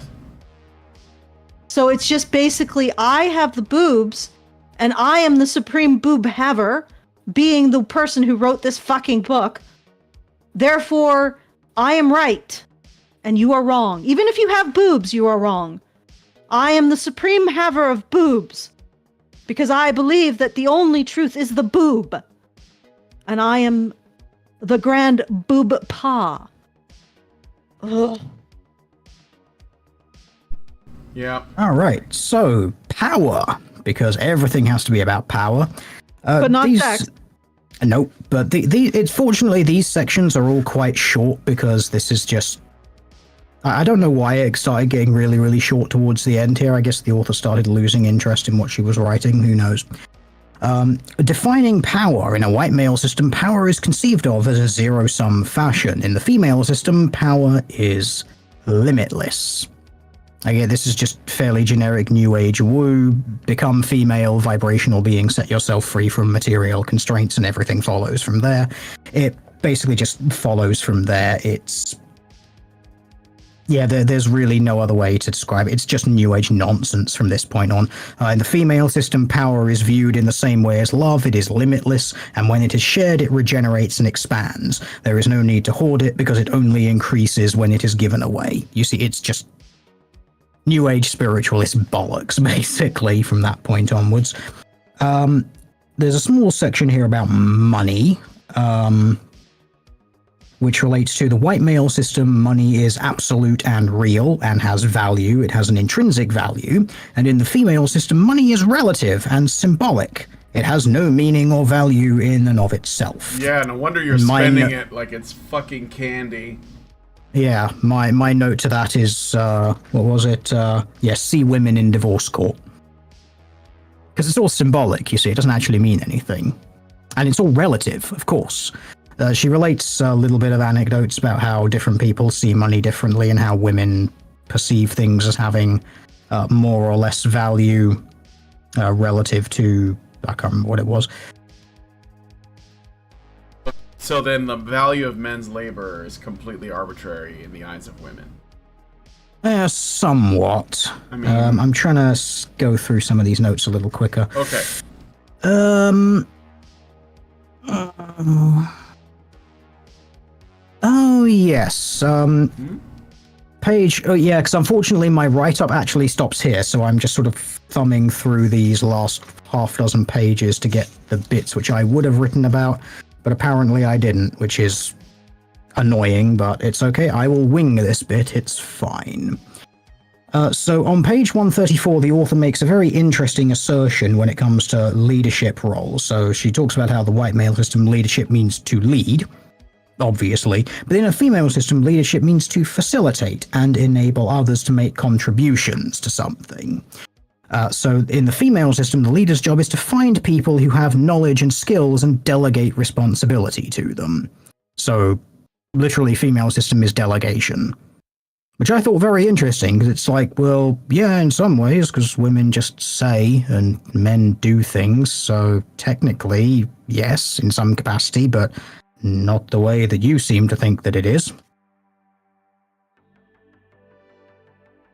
And then you get into the bits about thought and actual thinking, which is interesting. So on page 135, she talks about defining thought. In the white male system, thought is perceived as a linear process. One moves from A to B to C and so on in order to reach some sort of conclusion.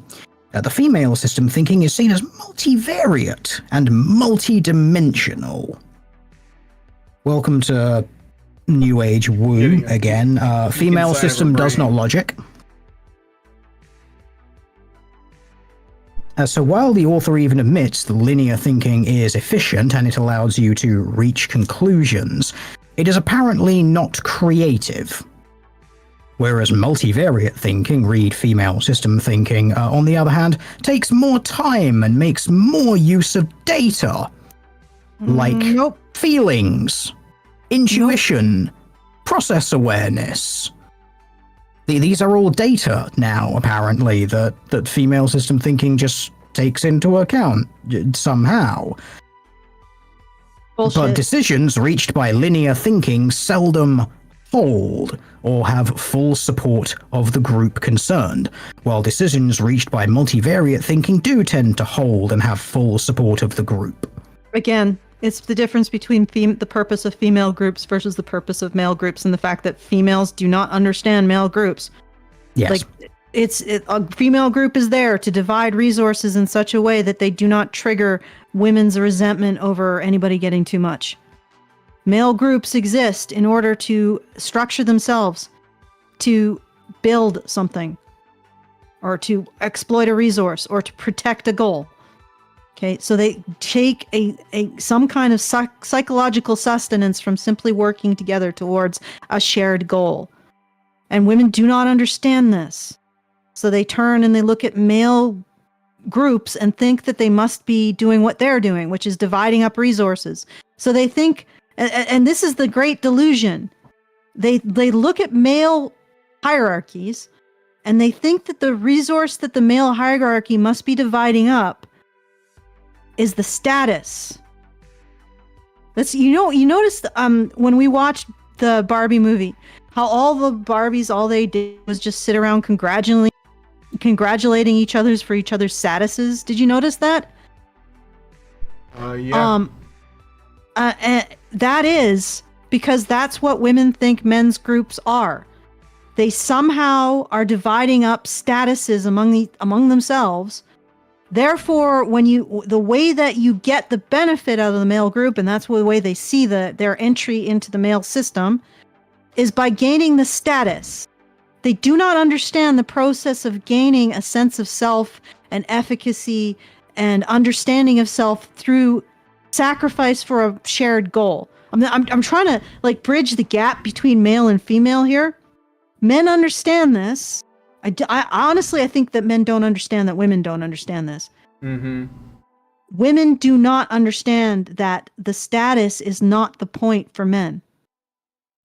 It is the process of developing a shared goal. The status is just a recognition of the merit that you've attained so that you can effectively, so people know to go to you for the widget thing, to go to you for the computer thing, to go to you for the mechanical thing.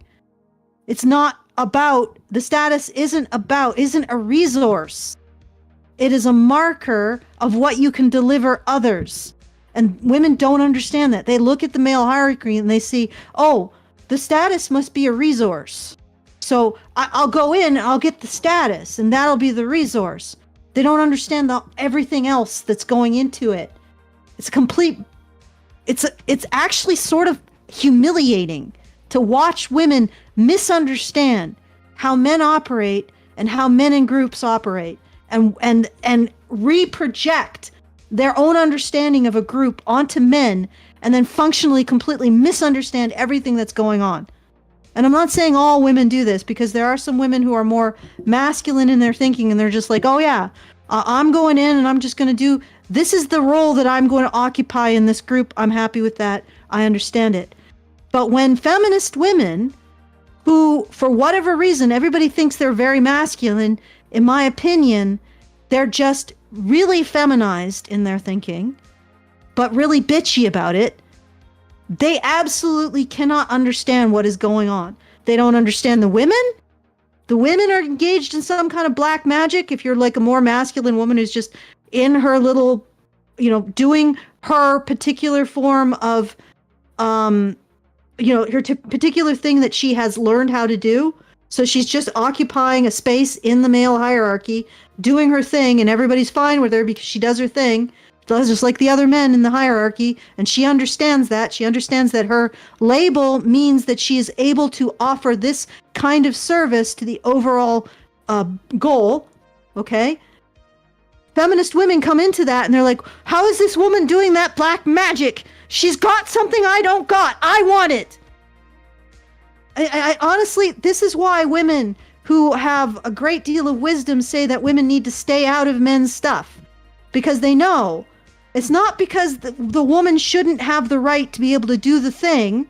It's because they know the other women will come along and say, why is that woman there? Why does she get that? I get that. I should have it. And they do not understand. The woman in the position understands. I'm here because I can functionally do this thing. That's why I have this status. Because it's a recognition of what I give to the group. And a feminist woman gets in and she's like, why don't I have that? I deserve it. I'm a woman too. But she doesn't understand that it's a recognition of what she gives to the group. She sees it only as a resource that she has and doesn't have access to. And then she gets in and she forces her way in by throwing around the weight of, I got the boobs, I make the rules, I'm the boob ta, and fucks everything up. And those women in the past were like, no, we just don't start the process because and it's not even because of the women who can manage it. And it's not even about the women who have the wisdom to say, no, don't do it. It's about the women who are ape-brained and cannot see outside of themselves and outside of the world as they conceive of it.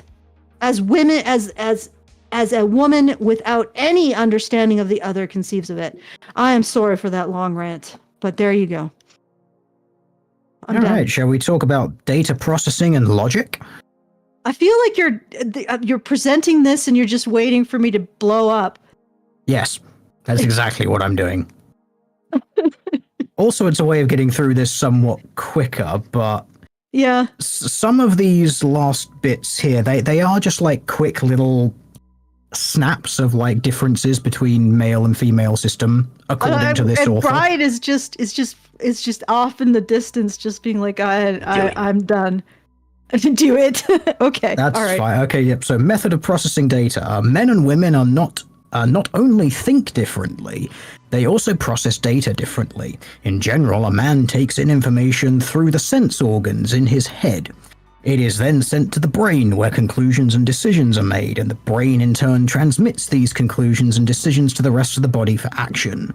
This type of rational thinking usually occurs in the left brain. A woman takes in information through her solar plexus. It is received and processed there before being sent to the right brain, then to the left brain, and then back into the body for action. While white male system processing appears to be more rational thinking, while female system processing is more similar to intuitive thinking, female system processing is often slower than white male system processing, and it is very difficult to support it with logical statements. When questioned about their processing, women can often do no more than throw their hands up and say, "I just feel it," or "it feels right," and men will respond with, "What do feelings have to do with thinking?" You know what? That's so stupid. I don't even have a response. Yeah, some of the stupids in this section speak for themselves and do not need commentary, honestly. I think the logic one is somewhat similar. Logic is also used differently in the two systems. In the white male system, logic is a tool one uses to win. It does not matter if it is used with internal consistency or balance.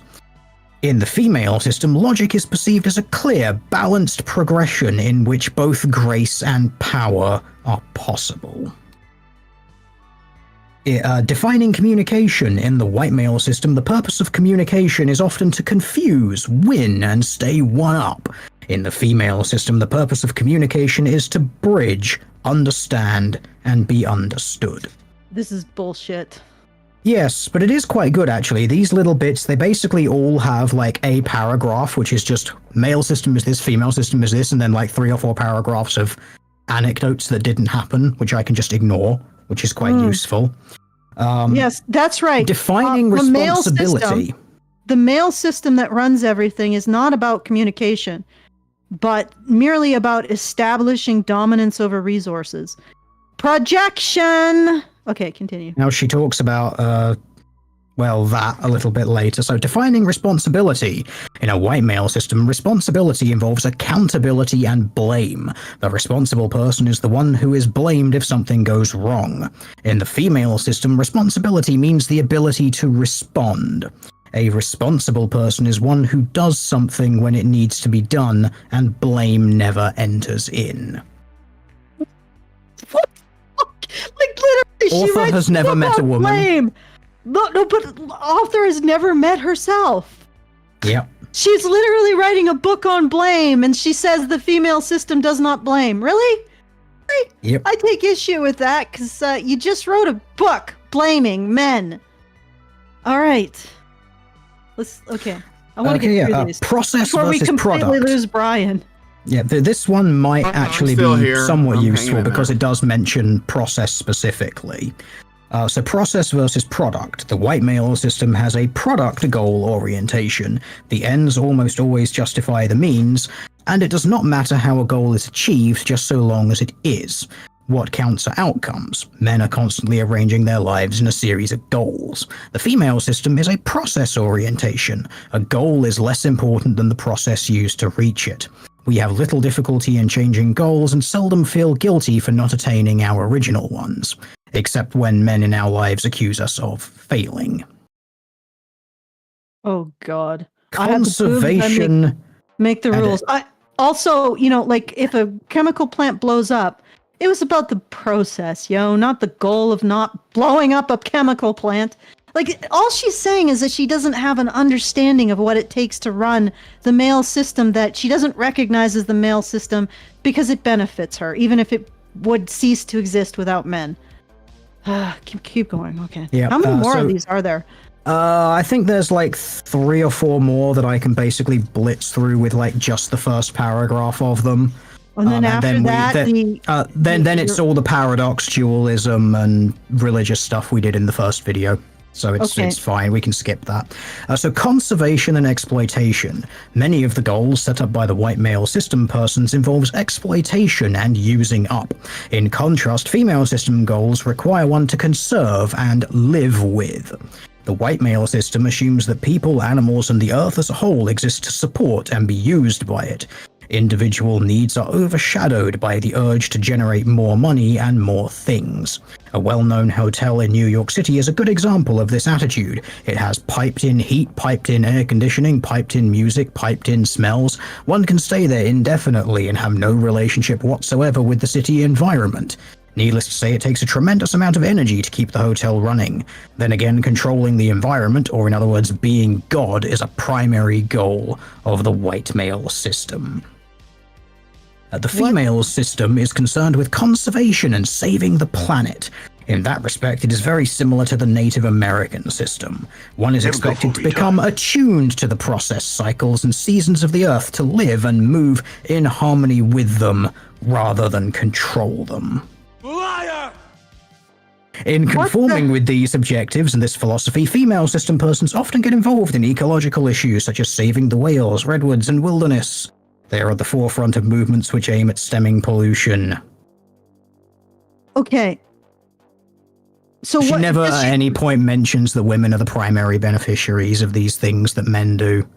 Yeah, that's the thing. Like, you just think that men are absorbing these resources just to fuck with the earth?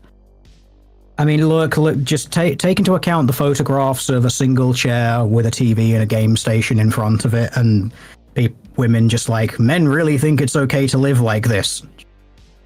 Women hate how little it takes for us to be happy.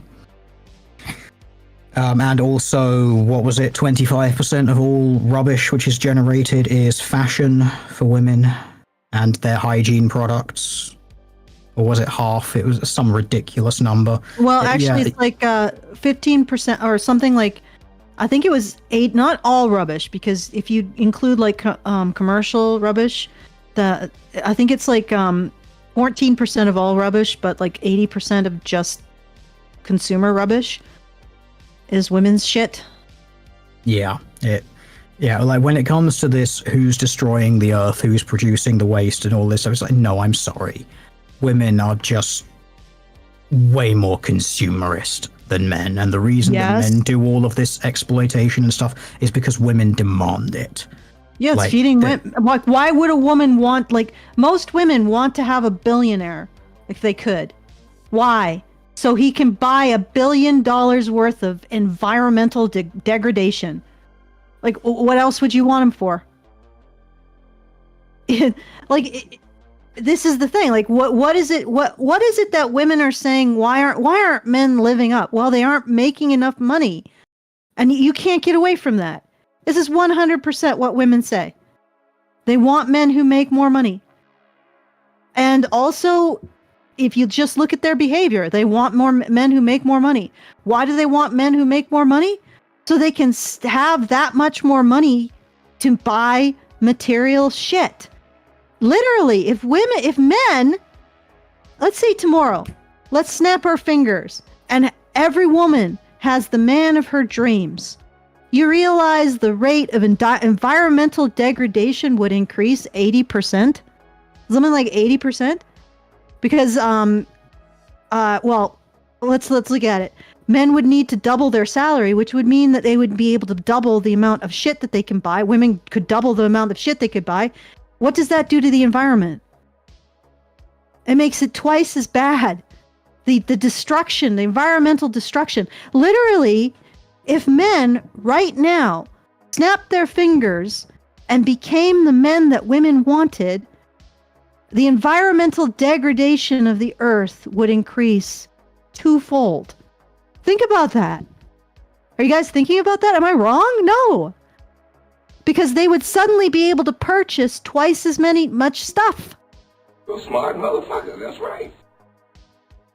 Like, so think about this, conservatives, when you say that men need to accommodate women's needs, or liberals. They're like, oh, well, you know, if men aren't what women want, they should become what women want. Well, literally, the earth would have to accommodate doubling of the consumption. We would need a second earth. We would need a second earth for men to become the men that women want them to be.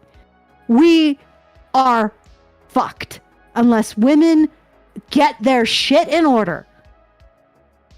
Okay. Let's go. Beyond that, the finishing part of the chapter basically just highlights all the differences, but it's basically just like white male system thinking is just analytical, it values results and doing things and achievement, and female system is just process, wibbly wobbly woo, blah blah blah, etc. And I'm done. Okay, we're done. I'm not going to do the last 2 chapters because we covered those in the last stream, and I'd just like to check in with Brian. I'm here. I'm still alive. It's just the fact that all your communication for the last half hour has been done by like a Stephen Hawking style soundboard system. We're just doing a wellness check on Brian right now. Yeah. You're communicating via soundboard clips, Brian. That's not a good sign. I'm still here. I'm just kind of out of different ways to say fuck. So. All right, well that's this thing that Teal Deer has been doing, and there's more, right? There's like dozens of or a half dozen main books. I do think it's important that people like check it out because this demonstrating that this studies. is essentially women's studies. This is cult thinking. This is the stuff that James Lindsay has been talking about. It's the stuff that I have this book. I'll show you guys. It came out a long time ago. I'll just display it here. Nihilism: The Root of the Revolution of the Modern Age. It's similar, but it doesn't go as in depth in this book. But you can see that this is what's being touched on, and I guess one of the only ways we can potentially fight this is to demonstrate that we're not dealing with a logical thing. We're dealing with a wooey religious thing, like a culty thing. Imagine a school that took something from an Abrahamic religion and modeled everything on that. And like the most ridiculous thing. Like the most ridiculous. Tabernacle. The dimensions and colors of the tabernacle. Yeah. And like literally everything. And then just said, this is the lens through which we have to view all of reality. I mean, I personally, I think it's anti-Christian, but if you have a problem with Abrahamic religions, then you should certainly have a problem with this, because it's that, but it's far, far, far more destructive. So I think it's very important work. I'm really glad that Teal Deer shared it, honestly. Yeah, I'm not tuned out. I was listening, but it's just like I said, I'm just like, running out of ways to complain, I guess, or react, and it's just like exhausting. But it does make sense in the wider context of everything that we've been doing for the past 10 years on this channel, talking about this stuff. And I also want to thank Teal Deer for putting his mind through all this stuff, and I hope that he recovers. But I think that this is a level that this is being discussed that you're not seeing basically anywhere else, even amongst the places that I have mentioned. How James Lindsay is doing it, or how Father Seraphim Rose did it. We're doing it in a different way. We're making it friendly, and so that you guys, well, at least as friendly as it can be. And I think that makes it extremely crucial. So I'm looking forward to when Teal Deer's stuff, when you're making a video on it or a series or something. Break it up into don't pieces. know. Yeah, I don't know the form that it's going to take, but I'm going through this and half a dozen odd other books, which are just expressly like women's rights and spirituality and where all of it came from. Yeah. This book, like I said, this is a little lighter on the spiritual and religious side. You see it creep in every so often. But that's because obviously this was in the 80s when a lot more of the more direct spiritual side of stuff was ripped out. But you sort of see it, talking about the flows of energy through the solar plexus and all of this stuff, and not naming the Hegelian method, but making use of it and things like you see the little touches of it. And as we go back further and further in time, you'll see that sort of stuff becoming more and more prevalent. And I would kind of like to put a note here regarding the religious underpinning of it, because it comes from spiritualism and it comes from a Gnostic tradition and whatnot. I don't think that all of the people who hold these beliefs believe that stuff. Like they don't. They don't know this stuff. They don't read these books. And so pointing it out and being able to point it out to them is in some ways kind of moot, because they don't know it. And it's this stuff being true of the beliefs that they hold is in some ways kind of irrelevant because of that. But equally, Yeah. you're not going to change their minds because they are in. Yeah, zealots. But it's useful for other people because it lets you know where all of this stuff came from, and then you understand the roots to it. And I think that stuff is interesting, if nothing else. Like, I do enjoy knowledge for knowledge's sake, and I think that this is something that is just fun to know. Yeah, agreed. It's true. All right, well, thank you again. Whatever form it takes, we will follow up. I will definitely check it out. So I do have a Rumble rant and some super chats. So I'm going to start with the Rumble rant because I give the Rumble gang priority. NobaFan21 gives us $1 and says, does the author not realize lots of women, even with similar values, will, by nature of being human, prioritize different things and thus create conflict no matter the desire for peace? You're not embracing the paradox correctly, but there you go. You have to that is one wonderful thing that this book has given us. It's anytime you see any contradictions or anything, you can now just say embrace the paradox. Yeah. Yeah, well, it literally does not have to make sense. Yeah, this author has expressly said it does not have to make sense. Right. Whatever she says is true is true. Yep. You cannot deny it. Yep. And if it is paradoxical or contradictory, embrace it, because that's part of the female system, because it is process. Don't be focused on the results, don't be focused on the logic, because that stuff is wrong and it's destroying the planet. And that's what I've been and that's what I've been saying. I say, don't bother pointing out the hypocrisy. They don't care about hypocrisy. They care about power, and that's a whole different, vehicle. So pointing out their hypocrisy it's a useless exercise. They don't care. Thank you, NobaFan21. Then we got let's see.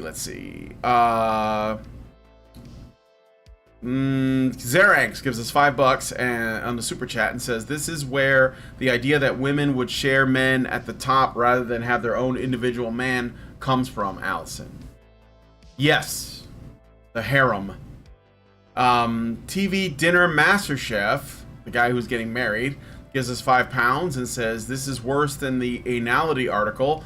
Has the peer review system completely lost the ability to tell someone their work is worthless shite? Well, this is not new. So, yes? Excellent. I mean, this is from like the 80s. So it's not even a new thing. So that just should give you an idea of at least how long this shit has not made sense. So yeah, and also what you've got to consider when you talk about the whole peer review and everything like that, simply because of how old books like this are, they will have been cited, and then those citations will have been cited, and those citations will have been cited. And eventually, you just end up with these academic woozles, where things have been cited so often for so long, they effectively become truths, whether or not they were actually true. You see this all the time with feminist stuff, like all of their rape numbers and whatnot. They're all wrong, but they've just been cited over and over and over and over again until you get to that point. I think one of the most famous ones was it Brown Miller on like false rape accusations? And if you follow it all the way back, it's like one area in New York where one police officer said something off a record. Right.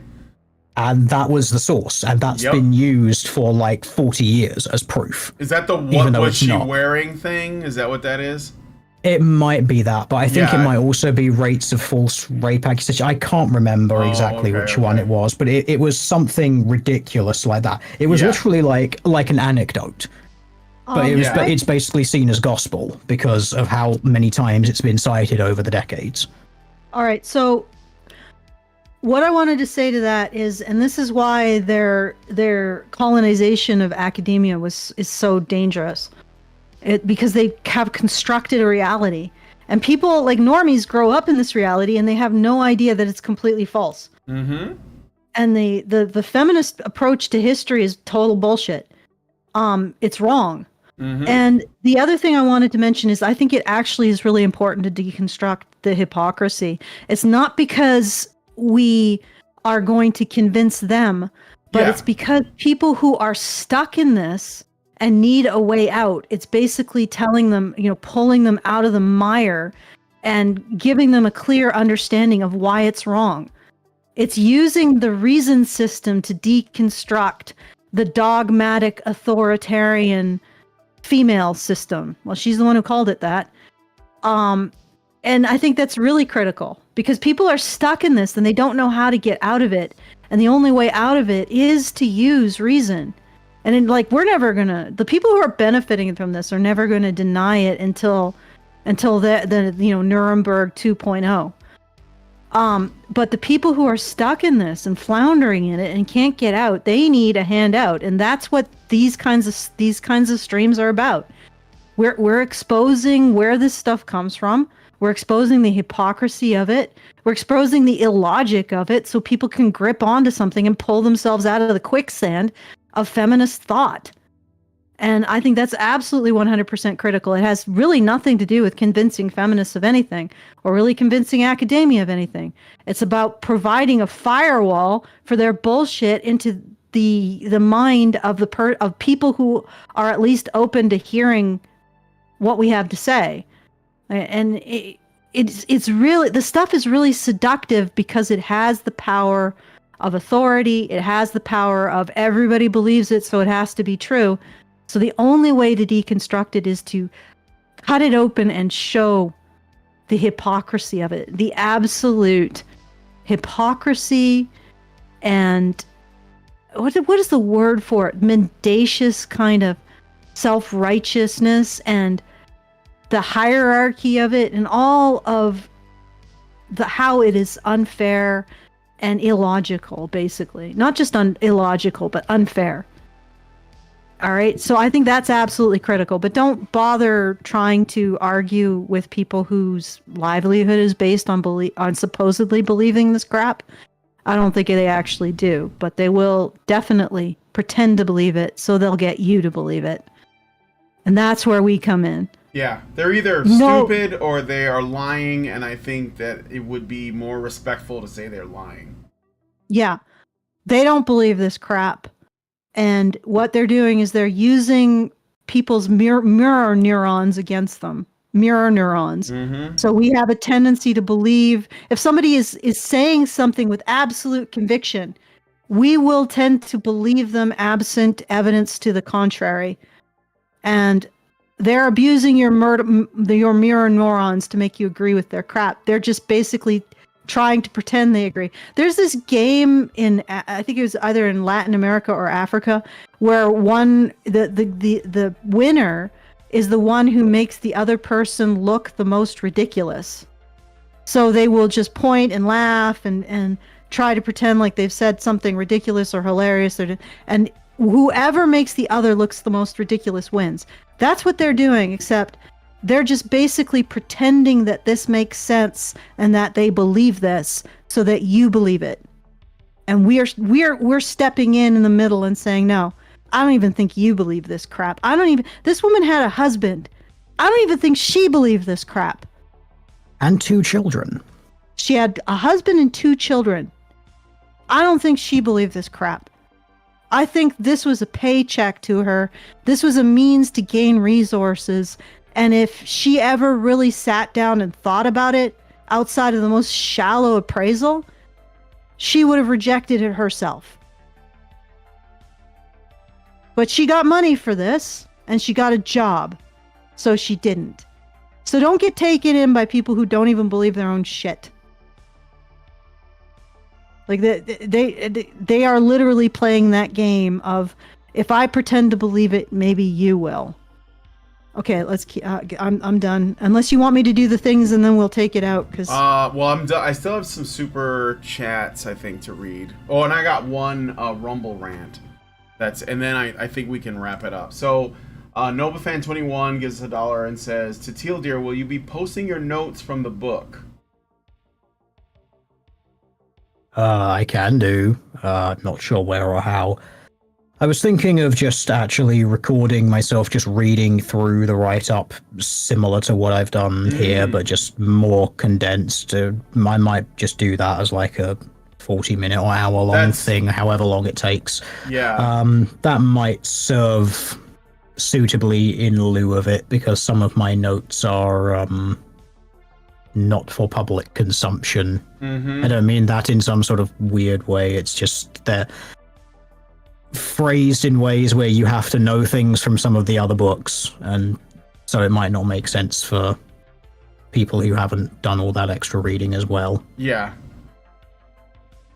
Because obviously they're my notes for how to make this video project thing, so I think a translated version might be more useful. All right. All right, sounds good. So yeah, Well, that's look for it. that. And if you want to come on and do a discussion of another book, Take a we can do break that as I well. first. may very well end up dragging you through all of them. Sure, that's cool with me. Honestly, it serves as sort of a sanity check for myself as well. Yeah, Because, there's God, something you to go be through said. this and There's something to be said for a party going through the swamps of sadness and stupidity. All right. Taking party members with you just to maintain your sanity. Okay, so given that metaphor and how relative forms, I'm concerned that I will be the horse. well, who knows? Maybe I guess my particular form would not be the best to be the horse. Yeah, you might actually be. Well, or we just walk side by side. Okay, nobody's the beast of burden. Like in Wizard of Oz. Yeah, arm in arm together.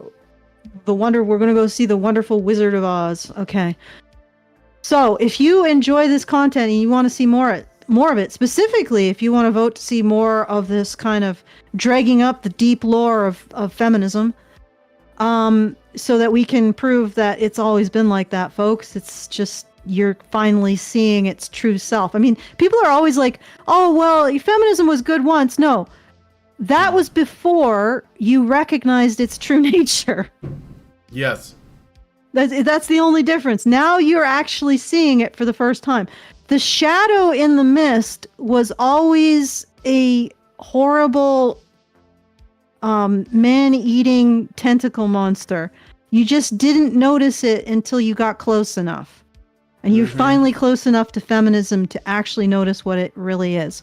Anyway, if you enjoy this content, if you want to see Teal Deer come on again and talk more about these issues, please consider sending us a message at feedthebadger.com/justthetip. And if you enjoy how we're approaching this, if you want to send a message about what we covered on this show, and we will address it at the next available or next relevant show, then once again, that's feedthebadger.com/justthetip. And once again, I am doing my fundraiser for my story, The Captive Eye. Game of Thrones meets Alice in Wonderland.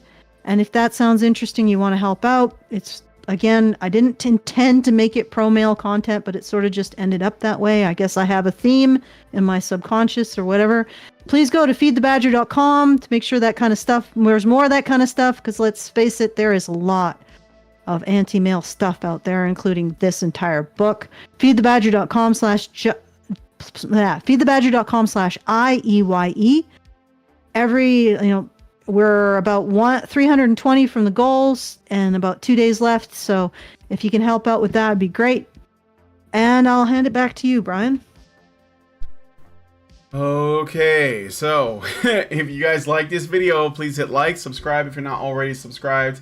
Hit the bell for notifications, leave us a comment, let us know what you guys think about what we discussed on the show today. And please, please, please share this video, because sharing is caring. And by the way, if any of you guys saw a particular moment in here that you like, feel free to clip those and post them on your channel or whatever. I think that it's always like helpful to have little tiny highlighted bits, and I know that there are ways to do that. I noticed that people on streams, especially when they're longer like this one, you know, it might not be a bad idea. So maybe if you have a channel, I see Bane is in there. So Bane, feel free to use whatever you want from here on your own channel. Just spreading the word. And yeah, so I guess, and most importantly, I think I already said share, but share the video because sharing is caring. Thank you guys so much for coming on today's episode of the Rantzerker, and we will talk to you all in the next video.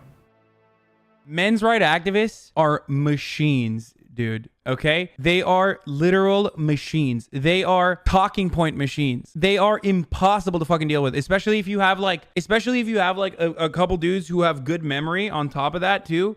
Holy shit, you're fucked.